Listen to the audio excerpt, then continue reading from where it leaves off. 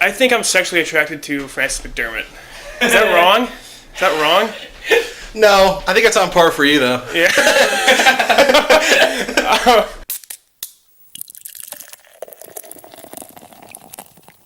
Welcome back, everybody, to episode 8. I got it right this time, to Movie ReBrew Podcast. I am your host, Keegan Holland, and with me is my co-host, Mike Jennison. Hello. With us, we have another guest, Mike's brother, Chuck Jennison. Howdy. Wow, you both love the howdy. I didn't do howdy this week, but that's too bad. Oh, hi, Mark. Oh, hi, Mark. Oh, my God. That was a good one. This week, we are reviewing Three Billboards outside of Ebbing, Missouri, and drinking Boulevard Brewing Company's Whiskey Barrel Stout. It is a brewery in Kansas City, Missouri, which is linked to the movie, obviously. Yeah. The movie takes place in Missouri. It feels more deep south, doesn't it? It also didn't feel like it was in the right... It was filmed in North Carolina. Yeah, it feels like it's like Mississippi. Yeah. I also I feel agree like with that. it's not present day, but it is. Not that I've ever been to Missouri. Oh, it's not present day? No, it is present day. It feels like it's not present day. Okay. So this beer we're drinking is Whiskey Barrel Stout, meaning it was aged in a whiskey barrel for 1+ years. A little different, not an IPA like we usually do. 11.8%. 11.8%. I gotta drive after this. Try This doing is our it. second stout, right? This is our We did one second for Pixar, Coco. For, Edmund Fitzgerald from Great Lakes. Cheers. Cheers. Oh, that's terrible. That's so bad. yeah. You taste the whiskey big time. That is strong. Oh my Chase it with God. antifreeze. I like it. I didn't get a glass. I like get a glass? There's a glass over there. Wow, what happened to the 2 glasses? I don't know. I don't drink many stouts. This is That pretty hits tasty. you hard. That has a kick. I might not finish this one. I'm feeling it. Oh Tasty. my God. I really like it. Yeah, if you don't want to, pass it this way. I hate liquor, and this literally just tastes like liquor. It's strong. I taste a stout. I taste feel the... like- Well, the aftertaste is all I feel liquor. like off the bat it's fine. And then it doesn't necessarily taste like a whiskey aftertaste though. It tastes like coffee? It's like a really sweet aftertaste, almost like a cider aftertaste. Tasting that? I'm just tasting liquor, dude. Yeah. It says it's brewed with vanilla, espresso, whiskey, chocolate, grain, It tastes like they poured a shot of Jack Daniels on top of it. Yeah. and plums. That's the plum I'm tasting. Oh, There's my a little God. sweet aftertaste. It's the plum. Every time you hear me exhale throughout the podcast, it'll be me taking a sip of this, because, oh, man. Pinching your nose. It's tough to put down. And before I die and get too drunk from this, let's get to the news. Good evening. I'm Will McAvoy. I'm Evan Baxter, and here's what's making news. Good evening. I'm Ron Burgundy, and this is what's happening in your world tonight. Mike will be doing it this week because I don't have anything. Doing the news. Okay.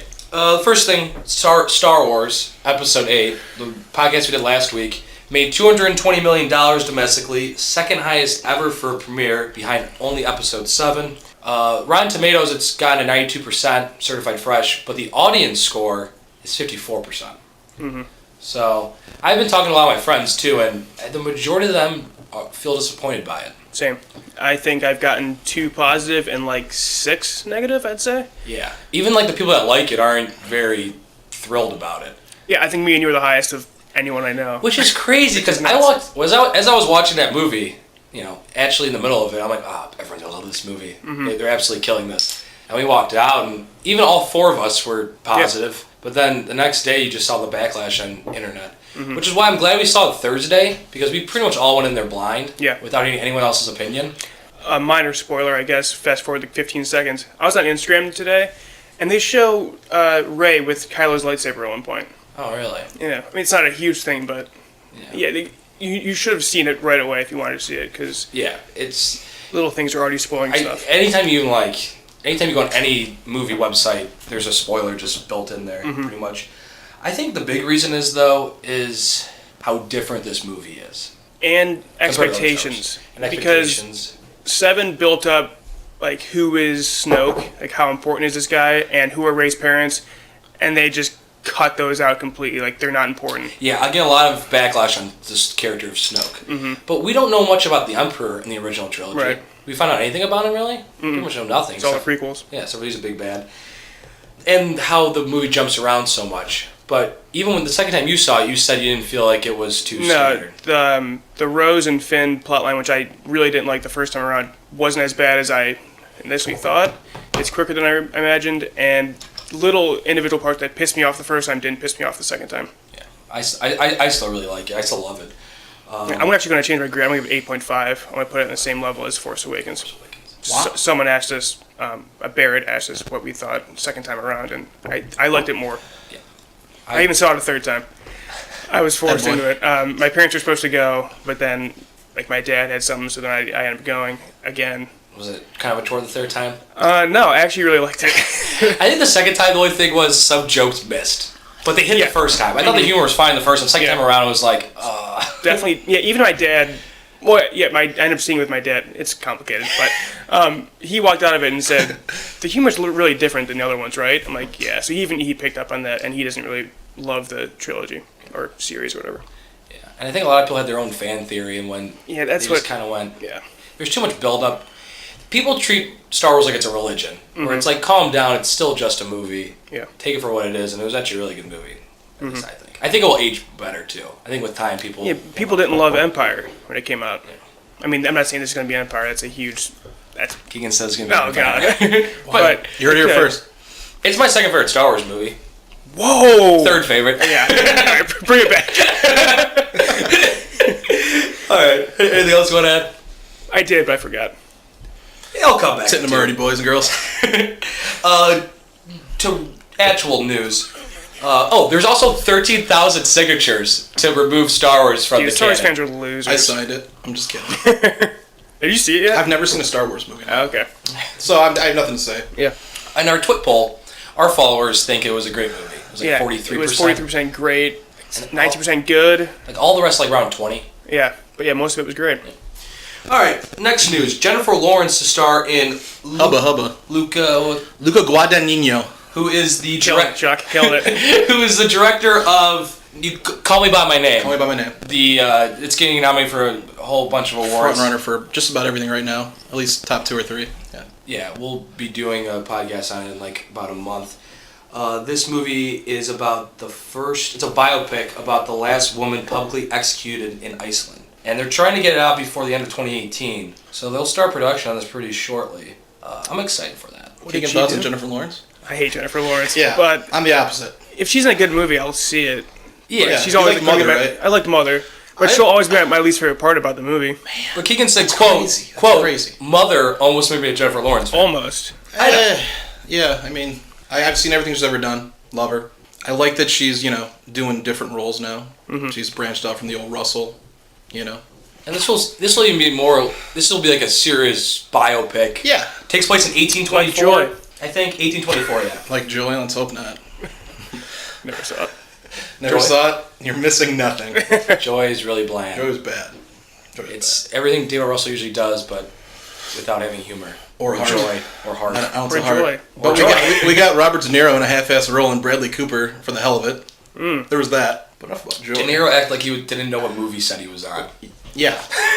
But yeah, we don't need to. That's accurate. We don't need to give a Joy Was he review right even now. in the promotion for that? I didn't even know he was in that movie. He's actually in that movie Promotion? a lot. I don't know. He plays her dad. He's in a lot. Probably the second most line. I don't know about the promotion. Robert De Niro playing Robert De Niro. Seth Rogen. Seth Rogen playing Seth Rogen. Seth Rogen not playing Seth Rogen. Seth Rogen to star in a serious drama called Newsflash, telling the story of Walter Cronkite, breaking the story of JFK assassination. It's directed by David Gordon Green, who did Stronger this year, the Jake Gyllenhaal movie, which I guess was really good, but no one saw it. And he also did Pineapple Apple Express, which is why Seth Rogen's probably doing this. Yeah, so he's taking a serious role. He also did Steve Jobs a couple years ago, but He was in that movie for 4 minutes. yeah. Rogen in a serious role. I don't know. Whatever. I never buy it. The Academy likes these kind of things. They love when the serious actor goes. I mean, I'll bring this up goes serious. later. I watched the Meyerowitz stories this week, the Netflix. My one roommate loves it. Yeah, I'll talk about it later, but Stanler's really good in that movie, and Jim Carrey's really good in Eternal Sunshine. Like, you can take comedians and put them in serious roles, and they can really excel in them. Yeah. I'm sure Jonah Hill. Rogen's really excited for this. He's trying to be Jonah Hill, right? He's been Yeah, Jonah Hill. I mean, I'm not. Yeah, He's trying to I think Jonah Hill's done it Steve perfectly, Carell. flawlessly, effortlessly. We'll see. That'll be his moment to see if he can actually go serious. Ready Player One is getting a sequel. The novel is getting a sequel. I love the book. Yeah, I know you like the book. Ready Player One. The writer talked to Steven Spielberg about what a sequel should be about. And so he said a lot of Spielberg's ideas for what a sequel would be, he incorporated in the movie. So maybe Spielberg's have something to do with the sequel to the novel, maybe, having a hand in that. I could see we could do a sequel in that world, but not those characters. I heard one rumor is that it'll take more 90s pop culture instead of 80s. Yeah, the problem with that book is it's a lot of just throwing references at you with no purpose. Like, they'll describe something and just throw 9 references in there for no reason. And just doing that again in the 90s, I don't think, whatever. It's cool that the Iron Giant's like the supporting character in that. Yeah. I'm excited for that movie. You see the poster? No. The dude's climbing a ladder, and one of his legs is like 10 feet long, but the other one isn't. It's really weird. You know how he always says John Williams did the score for his movies? Mm-hmm. John Williams was starting The GOAT. work. John Williams was starting work on the score for Ready Player One, and Spielberg said, "You know what? I'm doing this new movie, The Post. That's way more important. So I'll get someone else to do the score for this movie." Wow. Starting to hate him more and more. Haven't even seen it yet. Williams would have excelled in this. Yeah. 'Cause it's all about 80s, and he scored like all the movies in the 80s. It's too bad. He needs all the ammo for this piece. Hank's on board, Streep on board. Yeah, that's true. Yeah, it's GOAT overlord. I'm Really. sure it's just the who's who of who he normally has. The Room will be going wide January 9th You're lying. in 500 theaters, and It's not true. It's bullshit. Greg and Tommy, or Craig Sestero Greg. Tommy Wiseau, yeah. and Tommy Wiseau. They have a new movie coming out called Best Friends, but the R's in Best quotes, Fiends. so Best it could be Fiends, Best yeah. Fiends, and the trailer for that movie will play before that. Nice. Get ready for that. So 500, Love the Room. 500 theaters should be coming around somewhere close to you, so that's cool. In our disaster artist review, I said if it's ever in Columbus, let's see it. So I got to nut up and see it this time. Yeah. I thought I think you guys did a nice job with that review. I was Thank really you. really into that one. I mean, I'd be honest, some of your work. No, it was really good. Thank you. Big man. Room fan. Back in 09, me and my friends, we saw like the first ever time it premiered like on network TV. It was a April Fool's Day. Oh, nice. Yeah. And Very good. it What kind of channel? snowballed from there. My one friend went and Tim bought and it. Eric, right? Yeah. Adult Swim. Tim and Eric episode. Yeah. on During a April Tim and Eric episode, they just played that movie for 2 hours in its Oh, yeah, I entirety. remember hearing about that. Yeah. And you guys had no idea it was going to be on, right? No. Yeah. Like, what the fuck is this? You know? And there was just black boxes, because there's all the nudity, right? Yeah, So, that's Yeah, just big black boxes. Like you could probably see a third of what was actually going on Yeah. on the screen. And no, I mean I've seen a couple midnight showings of it. Yeah, we're very into it as a group. did you ever bring spoons? I never brought spoons. One time became about 20 minutes late, sat in the front row, and got pelted in the back of the head by spoons for about an hour and a half. But that's fine. You just get hit with it, grab it, and then hurl it really from point blank range. Yeah, it's a lot of fun. I listened to the DGA with James Franco this Yeah. week. He talked about The Room, and he said the Canadians go nuts for The Room. Like, he saw it like Toronto, and they fucking love I it. bet They probably just think it's a good movie. everything. Yeah. Oh, wow. Taking shots at my, Canadian. I think it's a good movie. at Get my, the hell out at of here. my, at my motherland. Yikes. And my grandmother's land. Sorry. Yeah. Sorry to our huge Canadian following. Shout out to Earl Jennison. Shout out to Earl Jennison. No, I'm going to definitely try to make a point to seeing it, though. Yeah. And, Yeah, I have to. And I feel like I'll get dragged there if I don't anyway. episode 6 of this podcast, we reviewed The Disaster Artist and The Room. So it's still on our site. Yeah, let's go listen to that one. Give it a listen. Curb Season 10 will start production in the spring. It got renewed. Larry gave the thumbs up. Oh, you got the renewal, good. Guess he's doing all right. And I Yeah, kinda, I mean, I knew they would let him do another one if he wanted They'll to. let him do but 30. It's interesting if that he wants to do it another seemed one. like he was really, judging by the interviews I was hearing and stuff like that, it seemed like he was really down with doing another season. Do we know when to So- expect it, or just kind of whatever the hell he feels like? Well, they did the production last spring, so I think you could imagine like an early October Okay. for the season 2. I really liked season 9. I don't think either of you have gotten caught I up, watched right? 4 episodes. Yeah. Didn't particularly love any of them, but they were fine. I mean, On par with the rest. I mean, just it was. I didn't Good. like episode 1. it's a curb I season. actually did like episode 2, but 3 and 4 were whatever. Long as hell this season, though. Oh my god! Are I couldn't they all a believe how half hour long- each? Most, Episode 1 was 37 minutes, I think I saw. I don't know. The first- I haven't dabbled yet. I think the premiere was 45 minutes. Yeah. The season finale was over an hour. Wow. Hour 5. Really? Something like that. Yeah. That's a mistake. It's a long season. I mean- I think because they had 5 years off, he had a lot of stuff to get to. Get off his chest. Yes. But yeah, I thought it was good. I'm excited to bring it back. Yeah, absolutely. They're always. More Larry David. It's easy to pop in. knock out a couple episodes of Curb. Office reboot. Boo, hiss. Season 10. Nothing's official yet, but it seems likely. The creator, Greg Daniels, says he's on board. Says he's broke. I read an article where it was talking about the likelihood of the characters returning. Michael Scott 0%. Start there, end there. Yeah, right? the only one all the really minor supporting people, they said, why wouldn't they come back? Have they talked to Michael Scott about it? Michael's... I mean, I'm pretty sure it's a slam dunk. He's not going to do it. Steve Carell's team announced right after they got broke that they might be doing a season 10. Don't even think about it. Yeah, he said that Steve Carell has no interest in doing it. Well, Okay. why would he? Yeah. You won't see Dwight. big names there. Yeah. I don't even. You wouldn't Dwight, see, Jim, Andy, Jim. none of them. They say Dwight's way. They say Dwight's the most No way. likely out of the Pam. big cast, and Pam. Dwight But he and said- I'd say Dwight and Pam. Yeah. I think you need one. Ed Helmsley coming back. Can you have Pam without Jim though? That's true. Krasinski's not coming back. Krasinski's No not way. going No, he's been doing well. Yeah. As much as I don't care for his post-office career. I can't think of anything I like that he did post office. A Quiet Well, Place it looks sucks really that Aloha. A Quiet Place looks really good. It does look really good. We talked about that last week. Which one's okay? Emily yeah, Blunt yeah. horror movie. He's That- directing it. He's directing it. I actually didn't even hear about it until you brought up last podcast, and I went and watched the trailer.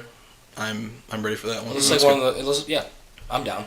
I watched The Office not all the way through like a year ago, and the second Michael Scott left, I was like, I don't want to watch it anymore. Yeah. I also like the Hardcore. British one more, just because it's way more depressing. Of course you do. Of course I do. You pretentious piece of Yeah, shit. whatever. It's way more depressing. Ricky Gervais's instead. Bay. It's so cringeworthy. Like, you think Michael Scott is cringeworthy? Ricky Gervais is times Really? a million. Ricky Oh my Gervais God. is Is fun. there something Yeah. I lost do like in Ricky translation between British comedy It's and just just British all humor is American, different. awesome don't know. American sitcom? I feel like And it's America. also, the British Office is like total like 3 hours long. Yeah. It's like 4 episodes and then a Christmas episode. And Office US is like Wait, that's all it is? The whole thing? the whole thing. It's just one season, Is- right? They just- one okay. or maybe 2 seasons and then a Christmas, but it's really short. Huh. And then the US one is like what 9 seasons. 9 Of seasons. 22 20 episodes. yeah. 22 a season, so a lot of episodes. I think it's probably the Characters most in and out. popular show of the 2000s. Everyone Yeah. loves it. Everyone always talks about it. Yeah. So it makes sense they're trying to bring it back. They said after Will and Grace and NBC, other comedies kind of struggling. Is Will and Grace doing well? Oh, Will and because Grace it's doing struggling. extremely doing- well. oh, Will and Grace it doing is? Awesome, Oh, wow. yeah. Okay. Yeah. It's Haven't also heard much getting about good it. critical acclaim. Well, I don't know. I don't know who would watch that. I don't know of my friends who would really Yeah. watch that show. It's more targeted to older People people. who were that- 38 in 1994 are watching Yeah, that yeah, now. exactly. You know, but Yeah. I've Megan seen Mullally's episodes. in it. I've seen episodes. It was kind of funny. I am a 90s sitcom connoisseur. I've just never seen it yet. Not my, Keegan's dying Slowing every down. sip he takes. I have to watch him almost faint. It's awful. Who was the He's old now on sip per sip. We're gonna have to call out. Joe Biden said Will and Grace did more for gay rights than anything the government ever did, or something like that. Something along those lines. That's a wild take. I took LBGTQ literature. That's right, LBGTQ plus 2A. Sick brag. And my teacher's like, "Why Will and Grace? Like, what? We'll leave it in the past. We don't want it." Yeah. Go read a book. Yeah. Seriously. Yeah, but none of us want to see it. No. No one should want to see it. Who's like, oh my god, a new Office? I cannot wait for this, dude. The series finale. My of 9th Office, favorite character is gonna be leading. I can't wait. Yeah, a lot of Series people's finales. favorite episode is like the finale. Maybe Creed will do it. Maybe Creed will do it. Creed. And Creed is my favorite character. Creed would be awesome. Creed goes to college campuses and does Yeah. like, the Really? songs and stuff. He's so yeah, he did funny. a couple. Like Lakewood Mayhalls. Creed's the guy. Very close to going to it. My favorite 2 characters are Creed and Toby. Toby's I think awesome. Toby's the Toby and Michael cause. Scott relationship is the best dynamic. Yeah, Toby's you're the right. cause for the funniest moments in that show. He You're right. himself might be funny, but what he causes is absolutely hysterical. Yeah, without the way Toby reacts. And yeah. he I'd leaves agree with what season? He leaves. He in was the like the middle. lead writer on it Oh really? for a bit. How Yeah, about then I that? think he left. Yeah. BJ No wonder that shit went BJ Novak downhill. When he come back, You think BJ Novak will come back? wouldn't come back. Mindy Kaling's Mindy not coming Kaling, no back. way in hell. And Why would these people even come back? And a lot- and a lot- I know. They and- think it's a bad idea. And a lot of these people were the writers on the show too. Yeah. So like, Yeah, it's like an SNL dynamic type of thing going yeah, on. don't do it. And they jump ahead like 20 years in the series finale. It's not 20 years. It's 5. But still, Yeah, 20. it's Michael 5. Scott's dead in the finale. It's actually a more at the end. Wow. People like a more. People like The Office. There's no one there. I'm doing a Venn diagram with that crossover. It's just it's like this. That was the worst joke ever made on this podcast. All right, on that note, I like it. I think all yours are probably top 5 first. I think you exclusively hold the top 5. That's pretty good. I do. Guilty. All right. All right, that's it for the news. Got anything newsworthy? I have a couple of other things we're going to get to. Oh, I got a few. That Bright movie is getting destroyed by critics. The Will Smith? The Will Smith one? Will Smith, Joel Edgerton? Joel Edgerton, That's- David Ayer. Is it like a Netflix movie? Yeah, okay. I was Joel going to Edgerton, be I forgot he was in that. my what I'm going to watch this week. I was actually pretty pumped for it, and I guess it's like someone called it the worst movie of 2017. Yeah. Sci-fi. There's like weird It's some kind like, of CGI partner. Yeah, Almost someone like said it's police like partner or something. Lord It of looks the weird. Rings meets like Training Day, and none of it works. Yeah. But Yeah, no way. I mean, it's not my kind of movie anyway, but yeah, it's not something you'd be interested in too. yeah, but I don't know. I might still 24% currently on Rotten Tomatoes. Yeah. If it's not too long, I might still watch it. I was intrigued by it. Like hour If it got 40. really good reviews, It's I an hour probably would see 40? it. If it was. I mean, yeah. Do you have a 2 hours and 15 minutes of that. No way. No, we don't have running time. I was just saying things. I'm just throwing it out there. Like, what seems acceptable? Oh, yeah, hour 45 would be doable. Hour 45? I can't get a running time. Gotta go to the wiki or the. I keep hearing your Rotten numbers Tomatoes. and thinking there's Sorry. confirmations. Does Edgerton play the Hour 57. buddy? Like the think he's the orc. CGI guy? Yeah, Okay. he's the orc. I love Edgerton. I love The Gift. Yeah. Do we talk about The Gift? Did you like The Gift, Keegan? I love The Gift. Yeah. That was one of my favorite movies that year. Yeah, me too. And it got no praise. It got Or no like, praise. Michael award said he praise. went back and watched it and it didn't hold up, but I mean, I think that's part of the allure of it. Like the first time watching it, I was just completely. Yeah, I watched it again. I still liked it. Yeah. I mean, I didn't have to you know shock what the it issue, the first time. You know what but- the issue was, though? I recommended it to my friends, and then my friends legally streamed it, and the picture was fuzzy. That sucks. And a lot of the those movie... were eerie shots, the wide shots, like you kind of like. A lot of that movie, the see-through house. It's the windows, Yeah. it's the background, really makes that. And the The fact whole that thing. I was just walking in and out of it, and a couple scenes I was like, it's missing. But I think a lot of it had to do with the fuzzy screen. Yeah, for sure. Joel Edgerton was just But so creepy. He was an unknown actor like at that time. Like no one, I didn't know who the hell he was. Maybe people knew who he was. He was Nothing I saw. hot second in the prequels, but it Was wasn't Zero Dark 30 mainstream. apparently. It was his baby, he directed. Chris starred in it. Pratt's in Zero Dark 30. Chris Pratt in Zero Dark 30. Yeah, he's a soldier. Chris Pratt's in Moneyball. Chris Pratt's in like a bunch of Yeah, weird Scott stuff. Hadberg. Oh, he's in Her. Chris Pratt. Yeah, He's in the Lego movie. He's the main character. Yeah, Chris Pratt has a really nice filmography before he like got buffed. And shit. Passengers. Yikes. Yeah. J-Lo, though. Yeah, J Law though, and Morton Tyledum. And you said you saw every single one of J Law's movies, Except for you did X-Men. You did not see Passengers either. And I see Passengers. That's another. That's fine. But everything else. I don't think you're missing. I don't do superhero movies. I don't do shitty J Law movies. Pretentious Jennisons. Sons of No, bitches. it's not my thing. Yeah, personally. that's fine. No, Michaels came around with all that stuff. Right, Star Wars a 9. He did. You give it a 9? Give it a 9. Yeah. Based on the spoilers that I got, I give it a 7.5. I was hoping for more deaths. All right. Anything else in the news? No? So Actually, I think I did have another thing. Oh, I saw an AMC ad for The Greatest Showman. Dude's cosplaying as P.T. Barnum. Like, no one's going to the theater cosplaying as P.T. Barnum. You know what? The more and more I see about it, the more we hear about it, the more and more I'm thinking about the songs. It's gonna bomb. Oh, it's getting killed. It's gonna bomb. Yeah. Yeah, it's getting really bad Gonna bomb, reviews. you know, it was getting like nominations like that. I was excited for it. The La La Land. The guys who lyricists wrote were the behind lyrics for Yeah, but- City of Stars, at but least. everything I'm hearing is it's not good. But I still want to see it. I like musicals. I'm gonna see it. Original musicals. Fuck it. What else am I gonna do? Day after Christmas, you know. Yeah, I don't know. I feel like I was actually Hugh excited. Jackman just wants people to come watch him sing and dance, and that's fine. It was pretty much a passion project for him. To Yeah, get for that sure. off the Yeah, ground, without a doubt. The cast is weird too. Zendaya, Zac Efron. But that makes sense. You're It's gonna- kind of like you can made some calls around Hollywood. And Williams. whoever was like, "Yeah, I'll do this." Yeah, yeah, show but Williams. if you're trying to get a musical, like, come on, Zac Efron. And I guess So- it's a pretty Yeah, he's a big draw, right? yeah. I think Zendaya's bringing in a different group too. It's a pretty glossy view of that dude's life. I guess he's kind of a scumbag. Yeah, I've always heard that. Yeah, and like all the circuses got closed. And Isn't that kind of Oz? Doesn't Franco play P.T. Barnum too in Oz or no? No, he's playing the wizard from Wizard Yeah, of he's the Oz. But isn't he? Wasn't that kind of like what he was? Maybe that character's based off P.T. Yeah. Barnum. I don't know. Yeah, He- like he- a he- hustler. Oh no, like he a was in road charge of a show. circus. He was like Yeah. in charge of something like that. Yeah, okay. I thought I heard something in the making of that. Whatever. Just please cut this. We will. I still want to see it. It was not made for a Globe. No, Best I Music- want to see it. I love musicals. I'm not afraid to admit that. I guess it's weird though, because it's like it's a period piece, but it's all like pop music, and it just Yeah. doesn't really fit. Well, that sounds horrible now. Well, I mean, a period piece musical would also be kind of weird, right? It almost looks like the musical's thrown in.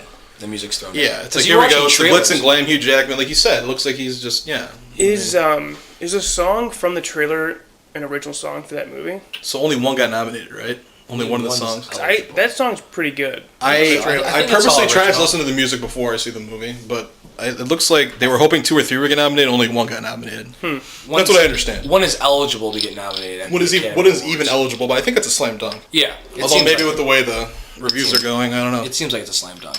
I still think it's a slam dunk because, like, can you stop doing that?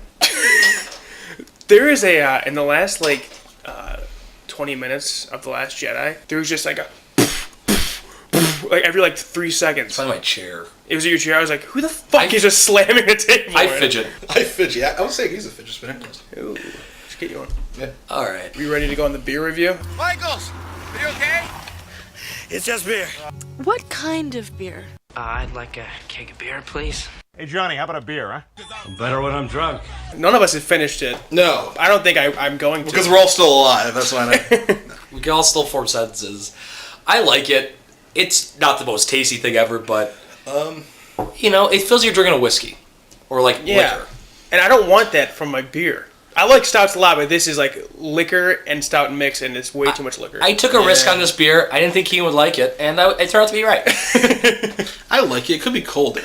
Way to go, Mike. But I don't think stouts are supposed to be cold. But I'm just saying. A, this has been in the fridge for 2 hours. B, we poured it 45 minutes ago, so it's gonna get warm. I enjoy it. I drink a lot of shitty domestic beer though, so something with flavor. This is good. Would I drink it again? Yeah, I drink it again. Would you buy it in a 6-pack though? No. A 4-pack. They sell them in 4-packs. Because by law, 4-pack. Fuck it. because by law, I think over 9% they got to be sold in 4-packs. Okay, that's interesting. Would I buy in a 4-pack? I can't see a reason why I would ever buy this in a 4-pack. No, there's no way. You couldn't pay me. There's other beers that are a little bit weaker than this that I really like that are kind of similar. This is Nashville all over again. Where if someone buys me this drink, they also owe me money. It doesn't feel overly heavy, maybe. It's just maybe it's like the liquor that's cutting through it. Yeah, it's not. It doesn't feel heavy. To give some context to that joke Keegan just cracked. We went to Nashville do we this summer. want the context? We went to Nashville this summer for the Stanley Cup because Keegan's a big Pens hockey fan, and we woke up. Go Preds! We woke up in the morning, and Keegan goes, "Hey Mike, I'm sending you a Venmo for $8 for that tequila shot." And I go, Keegan, I'm sending you a Venmo. I bought a tequila shot for you. He's like, I know, and I took it. You owe me $8. Awesome. This is on par with tequila as just the worst thing in the world. But you love the tequila shots. I Tequila makes Keegan's clothes fall off. Oh wow. Oh my god. Not true. All right. So tomorrow, December 22nd, Keegan turns 22. Happy birthday, Keegan. Thank you. And also, one of my favorite movies of all time, The Graduate, turns 50. Came out on my birthday? Came on your birthday. Let's go. 28 years later. So, it's the anniversary, so I wanted to at least bring it up because it is one of my favorite movies of all time. You're high on it. You're high on it too, right? Yeah, I love this movie. Favorite of all time. It's my favorite classic movie of all time. Okay. 1967. 67. Keegan's math is great. Awful. I thought it was in the 70s. Yeah, I watched this. It feels like it's the 70s because it's cutting edge. It does look kind of similar. I watched this in a high school film class. One of the first movies we watched, and man, blown away. I mean, the soundtrack is all Simon and Garfunkel, which is just incredible. The GOAT. I've been hearing those songs forever, and are any of those original for that? Well, Mrs. Robinson. Mrs. Robinson's the original for that movie. Good. One of my favorite songs of all time, honestly. It's incredible. So good. And they use Song of Silence 3 times in that movie. Okay. Sound of Silence. Sound of Silence. Every time they use it, it's perfect. And the last scene, the way they use it. Yeah, on the bus. Yeah. Yeah, go watch it. If you haven't seen it, super good. Fire it up. I can see why old movies are. There's a big barrier to entry. People might not like older movies. This one, I think, it stands the test of time. It holds up for sure, and it's really.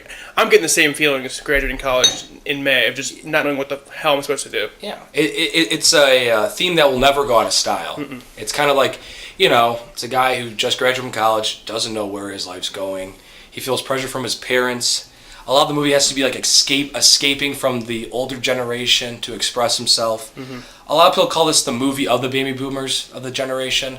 They do a great job of blending in the modern day music at the time, Simon and Garfunkel. And yeah, it's extremely timeless. Oh, it was Dustin Hoffman's first big movie. Mike Nichols, who won 7 Tony Awards for Best Director. I think meant for the movie. He directed the movie? He directed the movie. He went on to win 7 Tonys? He went on to win 7 Tonys. He's an EGOT winner. Nice. Okay. Wow. He, yeah. Surprised. And I think if you look back at the EGOT, he's got the most impressive resume because he has like 9 Tonys. He won a Grammy for Best Comedy Album in 1960. So he was a stand-up comedian turned director. Wow. And just turned into this legend. He actually was married to... Things were easier back then. He was married to, not Barbara Walters. What's the other? Streisand? Not Barbara Streisand. The other, like, does Barbara Walters interviews. Oh, fuck. Diane Stewart? Diane Sawyer. Diane Sawyer. You're married to Diane Sawyer. Wow, I wasn't even thinking Sawyer. It's AFI's 7th best movie of all time. When they did the top 100 movies. Right behind every Star Wars movie, and It was the highest. And the Dark Knight. Dark Knight. It was the highest grossing movie. Yeah, no shit. Highest grossing movie in 1967. So Do you like how my guess was 1975? Not a multiple of 10? no, We're in the right decade. that was so damn. like 28 years ago. Right? And like, there's like 3 or 4 shots in this movie that I just love. Yeah. At the bus scene when she first finds him out. It's short too. It's like $1.45. Yeah. I'm always wrong with times. It's probably not right at all, but It's 3 hours. it's got humor. It's Jesus Christ, Mrs. Robinson. Yeah, he's so awkward in this so movie. He's dang so awkward. good. I love the opening on the escalator thing. oh yeah, chills. And with the Song of Silence playing, Sound of Silence. Get it right, dude. I got it. I'm actually a huge Simon & Garfunkel fan too, and I'm just slaughtering all over that word. But yeah, if you haven't seen it, go see it. Garfunkel. I don't know why you haven't. Go watch it. It's awesome. I don't know why you haven't. know why you It's haven't. not like it's on TV. It was about all 50 the time. years ago. Yeah. I'm 22 years old. It's a good introduction to like classic movies, though it Sure. doesn't feel like it's a classic movie. No, yeah, it's funny. All right, we'll get into the awards season. Do you want to do your December rant? Oh yeah, this is something I wanted to bring up like a couple podcasts ago, but I'll bring it up now. I hate how every single movie comes out in December, like all the awards season movies. It's because the Academy thinks if Well- a movie comes out before December, no one's going to remember it. Stays in your head. Yeah. But my brother brought this up to me It was a crazy stat. I forget where I saw it. It was that, what was it, that the last 13 or 14? since Still one? $1 Million Babies, which one? Since $1 Million Baby which in came out in 04. I think came out in 04. They've had pre-December releases. So every Best Picture winner has came out before December since $1 Million Baby. That's probably a better set than mine. Mine was just like movies that did well that came out in the summer are Ex Machina, Mad Max, Gladiator, Saving Private Ryan, Get Out, which is getting praised. Yeah. It was February of this year. Shoe and Dom. Which is, still in the conversation. And then a good thing would be to put these movies in the summer just for counter programming. When Transformers I agree. 5 is out, I don't want to watch that. I'll watch Shape of Water, though. I went 3 months without wanting to see a movie. Yeah, this it year. won't do incredibly well, but like people that don't want to watch Transformers but want to go see a movie would definitely see The Shape of Water instead. I am squarely in But that it would category. maybe do incredibly well. Get Out did incredibly well. Yeah, well, Dunkirk, it's still summer movies. Dunkirk Dunkirk's another one, did yeah. incredibly well. Grand Budapest came out 4 years ago. March In release? March. Yeah. Did incredibly well. I know Wes Anderson's Isle of Dogs coming out in March. Good. Oh, Wes Anderson doesn't gonna care. do great. Go see him, nominate him, don't nominate him. He's just didn't do his Yeah, thing. there's no reason to have 3 graveyards throughout the year. Of like, I mean, sometimes June Yeah. do well, but like, Oh. other than like an Avengers movie, June's always garbage. And Pixar. But yeah. And Pixar, but They're like, just jockeying for position on where they want the Academy to Yeah. not forget about them. And like January and February, just dumpster fire. Yeah. and these Yeah. these movies are ready because they do a whole They're awards very, circuit. they're very ready. They're Yeah. usually ready by the spring because they go to Cannes and stuff. Cans. I'm uncultured. It's actually Canese. And what I don't get is why don't more Academy-worthy movies come out in September? Because it's close enough. September, yeah. And like nothing ever good comes out. Gravity came out in October. That's Yeah, actually there's nice. that weird in between of summer movie season and like the holiday season that like nothing comes out. But yeah, it'd be a good place to put Yeah, but a it. movie like Gravity can come out because it's like, well, it's not going to get forget because it's technical, all that stuff. So, like, I mean, some of these movies are based strictly off of, like, the substance, the screenplay, like, just, what's happening, But like And they get lost in the shuffle. We're seeing 3 or 4 or 5 movies that are, similar. But there's certain good movies that no one's ever gonna see that are like fringe Best Picture nominations. I agree. And I'm guilty of that. Like, I go into a slump after the Oscars every year where I'm just like, this doesn't look good enough for me. I'm going to, Like Loving last year. I think that's a great example of the movie was a fringe Best Picture, didn't get a nomination. She got nominated, but that movie didn't even make its budget back, let alone make a profit. And I feel like if that movie would have came out in August, I definitely would have saw it. Though good point. Really good point. Though a counter They argument, might have even got, Joel Edgerton might have got a nom if it came out back then. though a counter argument to this is Detroit, Yeah. which it lost money Actually, in August, yeah. and none of us saw it, and it won't get any nominations. So And, like, it was a movie I was like, I want to see it. I'm going to see it. Oh, it's in theaters now. I'll see it next week. And I just didn't see The it. Beguiled. the The Beguiled. Beguiled. That never got a wide release though, I don't think. It never got really. I I really never wanna want see that it. wide, no. Logan Lucky. Logan Lucky. Yeah, there's a couple I missed this But year. I don't necessarily think that was a award type movie. That was just kind of a popcorn movie. I hate the saying popcorn movie. And I did too. I just use the so same pissed popcorn. you said that. Blame it on the whiskey stout. Yeah, but it's a popcorn movie, so it sucks. Which is mostly what you think. So Who was Blade Runner? Early October? Early October. Still, that's one I need to see still. I think maybe September. Although it's No, like, I think it's it was last on my October. list to see because I know it's not. I know it's gonna get nominated for like everything, but it's not my kind of movie. It's gonna get like 6 noms, but unfortunately, Ryan Gosling, right? He's gonna get nom. No, I'm kidding. It was a joke. Yeah, It was a we joke. won't get anything. Unfortunately, But it'll probably get 6 or 7, right? Like cinematography. It'll win cinematography. If Deakins doesn't win, I'm gonna Sound, punch a hole through this production design? goddamn TV. You'd be glad to know I read an article on Gold Derby yesterday that said why Blade Runner will win Best Cinematography. Yeah. So it's got momentum. it's insane if No, it's gonna it's just that's a win. very popular opinion right now. I haven't won it. For what it's worth. You're in your first. And that's worth a lot, folks. Lock it in. Go to your Gold Derby sites, lock it in, get the best odds right now. Actually, if La La Land would have held up, my brother would be a top 20 user on Gold Derby right now. And I have to toot my own horn. That's true. If La La Land would have won Best Picture, and we thought it did for what, like a half hour? Yeah. You know what's hilarious? It was a minute and a half. What was it nominated for 12? It won like 3, right? Now we for 14, won 5. 5. What's Six. that? La La Land? La La Land. La La Land won 6. 6. I thought it was going to win 8. It won 6. But people were predicting Some to win people were 11. saying like it's gonna win 14. Well, no, that wasn't happening. No, people were saying only Gosling's not going to win, and it will lose itself in music. So a lot of that was just only Gosling not gonna win. It lost in some weird places too. It lost some it very lost weird like places. production design and stuff like Yeah. that. I don't know if it lost production. But I design mean, it or all not, made but it lost sense in when we some odd found out places. that Moonlight was the winner. It all just made sense in the end. I mean, Right. Well, this is a good segue into the award season roundup. Last week, Golden Globes came out and the SAG noms came out. Were we starting Golden Globes? We can start on the Globes. Yeah, the lesser of the two. So The Globes suck. Yeah, the Globes do. I texted Mike. The Globes are lame. I texted The Mike, Globes are cool because we get our first look at just about award season. We get our first look at some of the races that we're gonna follow for the next 2 months. Maybe we'll get a acceptance speech of something that matters. So I mean it's fun. Yeah, I texted Mike. Every category is split into drama and comedy or comedy musical, except for director, which is so dumb. Well, and screenplay. Screenplay is just best. Best Oh, it's spe- original. just should be best Okay. screenplay. And best supporting. It's just best supporting in any kind of film.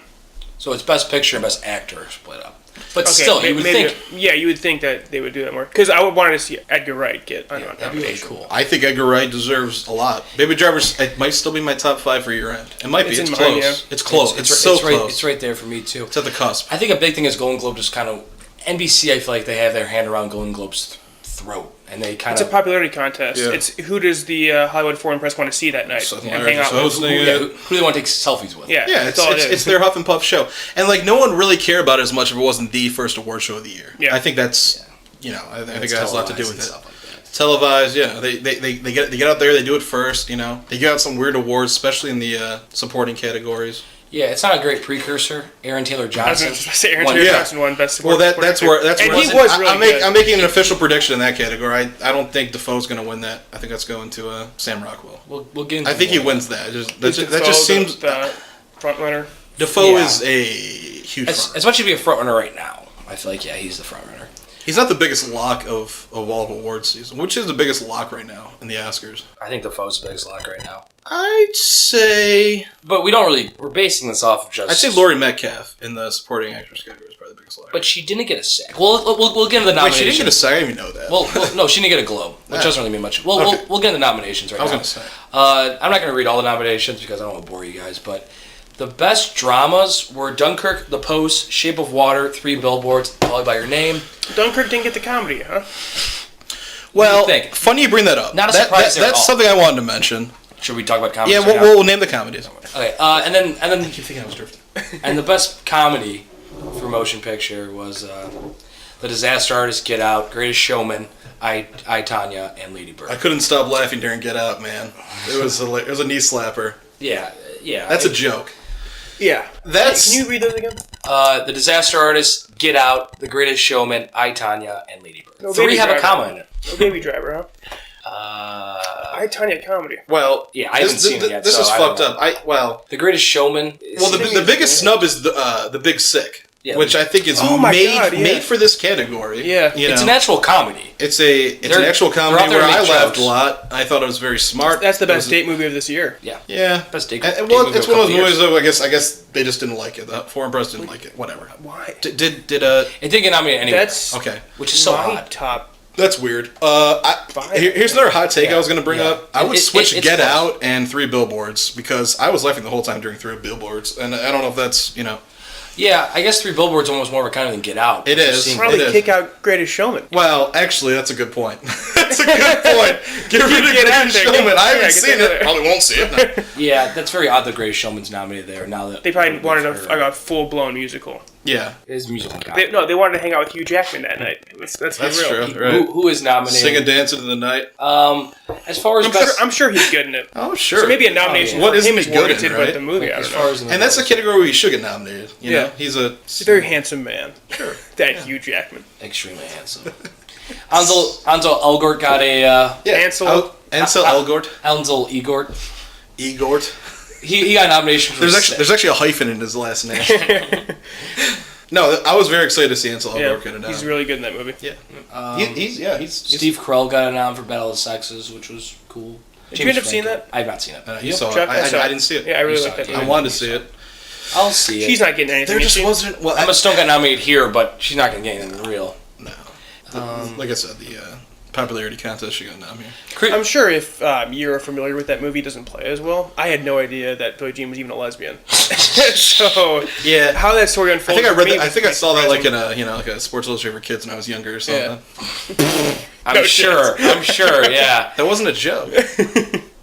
Christopher Plummer got nominated for Best Supporting That's Actor, wild. which is hilarious That's because cool. there was no way that any of them saw it. They just wanted to nominate for, I don't know what. Oh yeah, reason. that's out tomorrow, right? It comes out tomorrow, yeah. I guess his performance is awesome. And I think he's actually going to get a nomination at the Academy. I saw a joke that said Everyone's like saying they it's said so like good, and every the story behind it. it was either every movie that Kevin Spacey's ever done he should just step in and have to redub or something. No. I'm in was the the joke? joke Was that it him? every person with sexual misconduct that has to get reshot should be filled in with Christopher Plummer. No matter what. And I forget no what matter He's not the what. producer of every movie. So in Hollywood. T.J. Miller in the Emoji Movie too. yeah. Oh Bring yeah, it on. T.J. Miller. Bring it on. Man, that guy's becoming more and more of a scumbag as He's done. Yeah, dude. He's Like, done. I loved him in Silicon. You either watch Silicon Valley? No. He's hilarious, and that show's absolutely phenomenal. I actually but saw T.J. Miller do stand-up one time, and it was awesome. in live. Cincinnati, yeah. Oh, that's freshman sweet. year. He was Yeah, I really super liked him, good. but man, he's a psycho. You read his interviews or watch his interviews for Emoji Movie? No. He's really he's out mentally there. unstable. He's kind of Really weird. out I don't know. there. There's something about him. I mean, it's easy to say now, but like I don't know. That was kind of I a never really shtick. found I him. thought I never really found him endearing. I was always just like, oh, this is a lovable, funny guy. It was. I don't know. I always thought it was part of his shtick, but apparently the guy is just actually Just a lunatic. Totally Yeah, insane. apparently. The only thing I want to add about the Globes, we can move on, is Ridley Scott somehow got a nomination Yeah. for Well, that, too. once again, They love Ridley good Scott. for him. They do love love Ridley Ridley Scott. Scott. And then and so instead do I. of Greta Gerwig, she didn't get a nom here. She gets a screenplay now. Okay. Yeah. I also haven't seen the movie yet, so my wow might. You haven't got to it yet? I'm supposed to see it Tuesday. You were the biggest slacker. I know. That's why I saw Star Wars. Was And he because says he likes Saoirse Ronan, man. I love Saoirse Ronan. I do too. I love Saoirse Ronan. No, that's why I saw Star Wars on that Tuesday. Because online there was a 950 Ladybird, so I went to buy tickets for that, and I was like, yeah, Mom, they don't have it. She's like, let's just see Star Wars. I was like, They pulled out of theaters. It's on DVD now.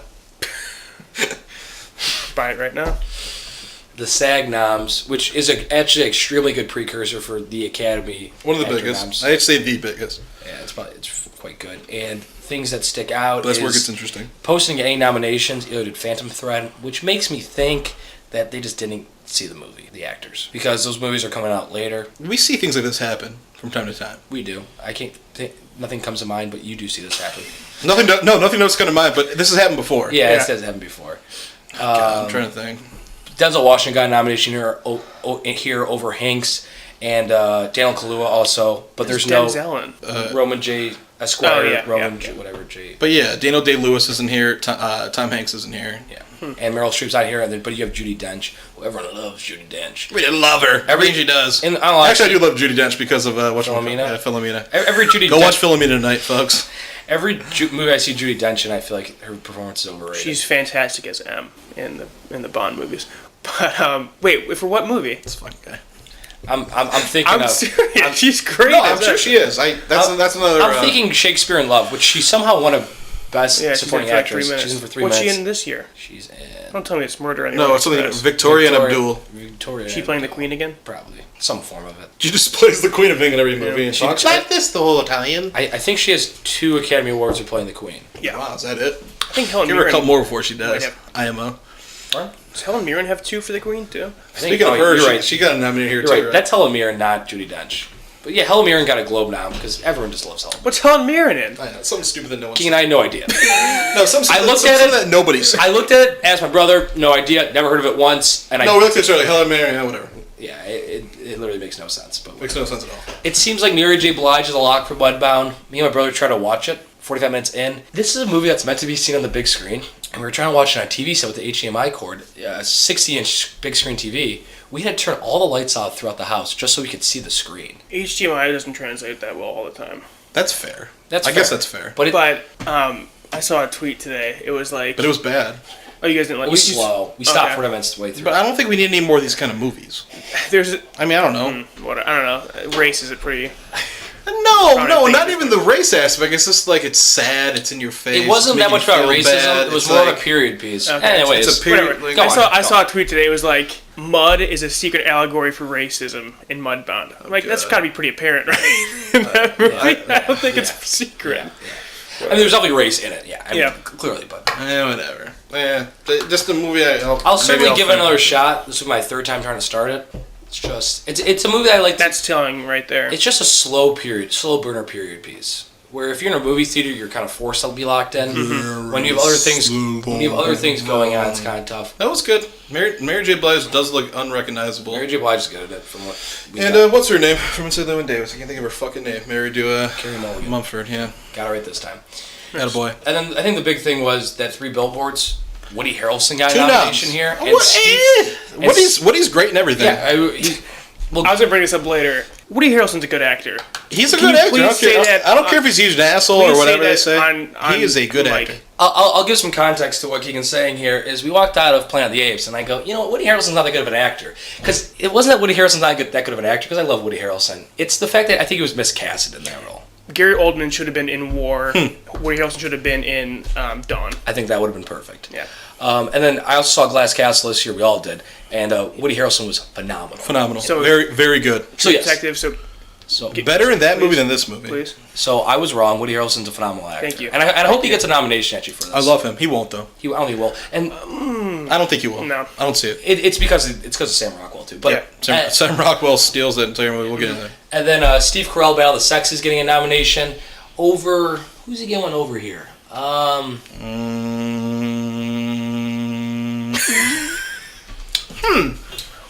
What's the question? Steve Carell got nominated here, important. and I'm trying to think of. It's not Mark Rylance, for those of you wondering. Yeah, Mark Rylance isn't a prayer anymore.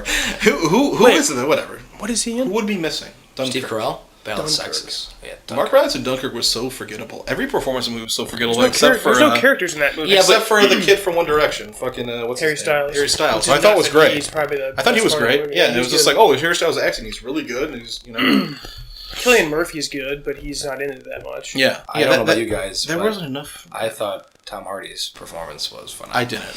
That was a He waste of sat Tom in a Hardy. cockpit for In like fact, 15 I minutes. was like, oh, Tom Hardy's in this movie. I can't was- wait for him. Halfway through the movie, I was like, oh, that's Tom It was one Hardy of in my the most, sky. and I guess I'm showing my hand for the end of the year review, but it was one of my most anticipated movies. Was Dunkirk this Yeah. year because I love Christopher Nolan. I'm not a Nolan guy, but yeah. Laid an absolute egg, at least with me. People love that movie, but I No, I remember Michael telling me that you didn't like it. I think I'm You guys hate it the most. full-fledged with you. I'm it cool was with it, it was my worst ranked movie all year until Murder on the Orient Express. which sucks. Holy shit. Yeah. Holy shit.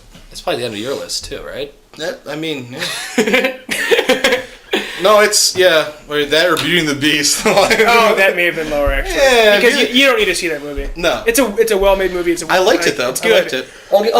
It's good, but like Yeah, I liked if you ever want to Evermore. watch The Beauty and original Beast, song in that was good, watch I thought. watch the animated one. Oh, for sure. All day. And this week, the Academy Awards, they narrowed down a lot of the categories.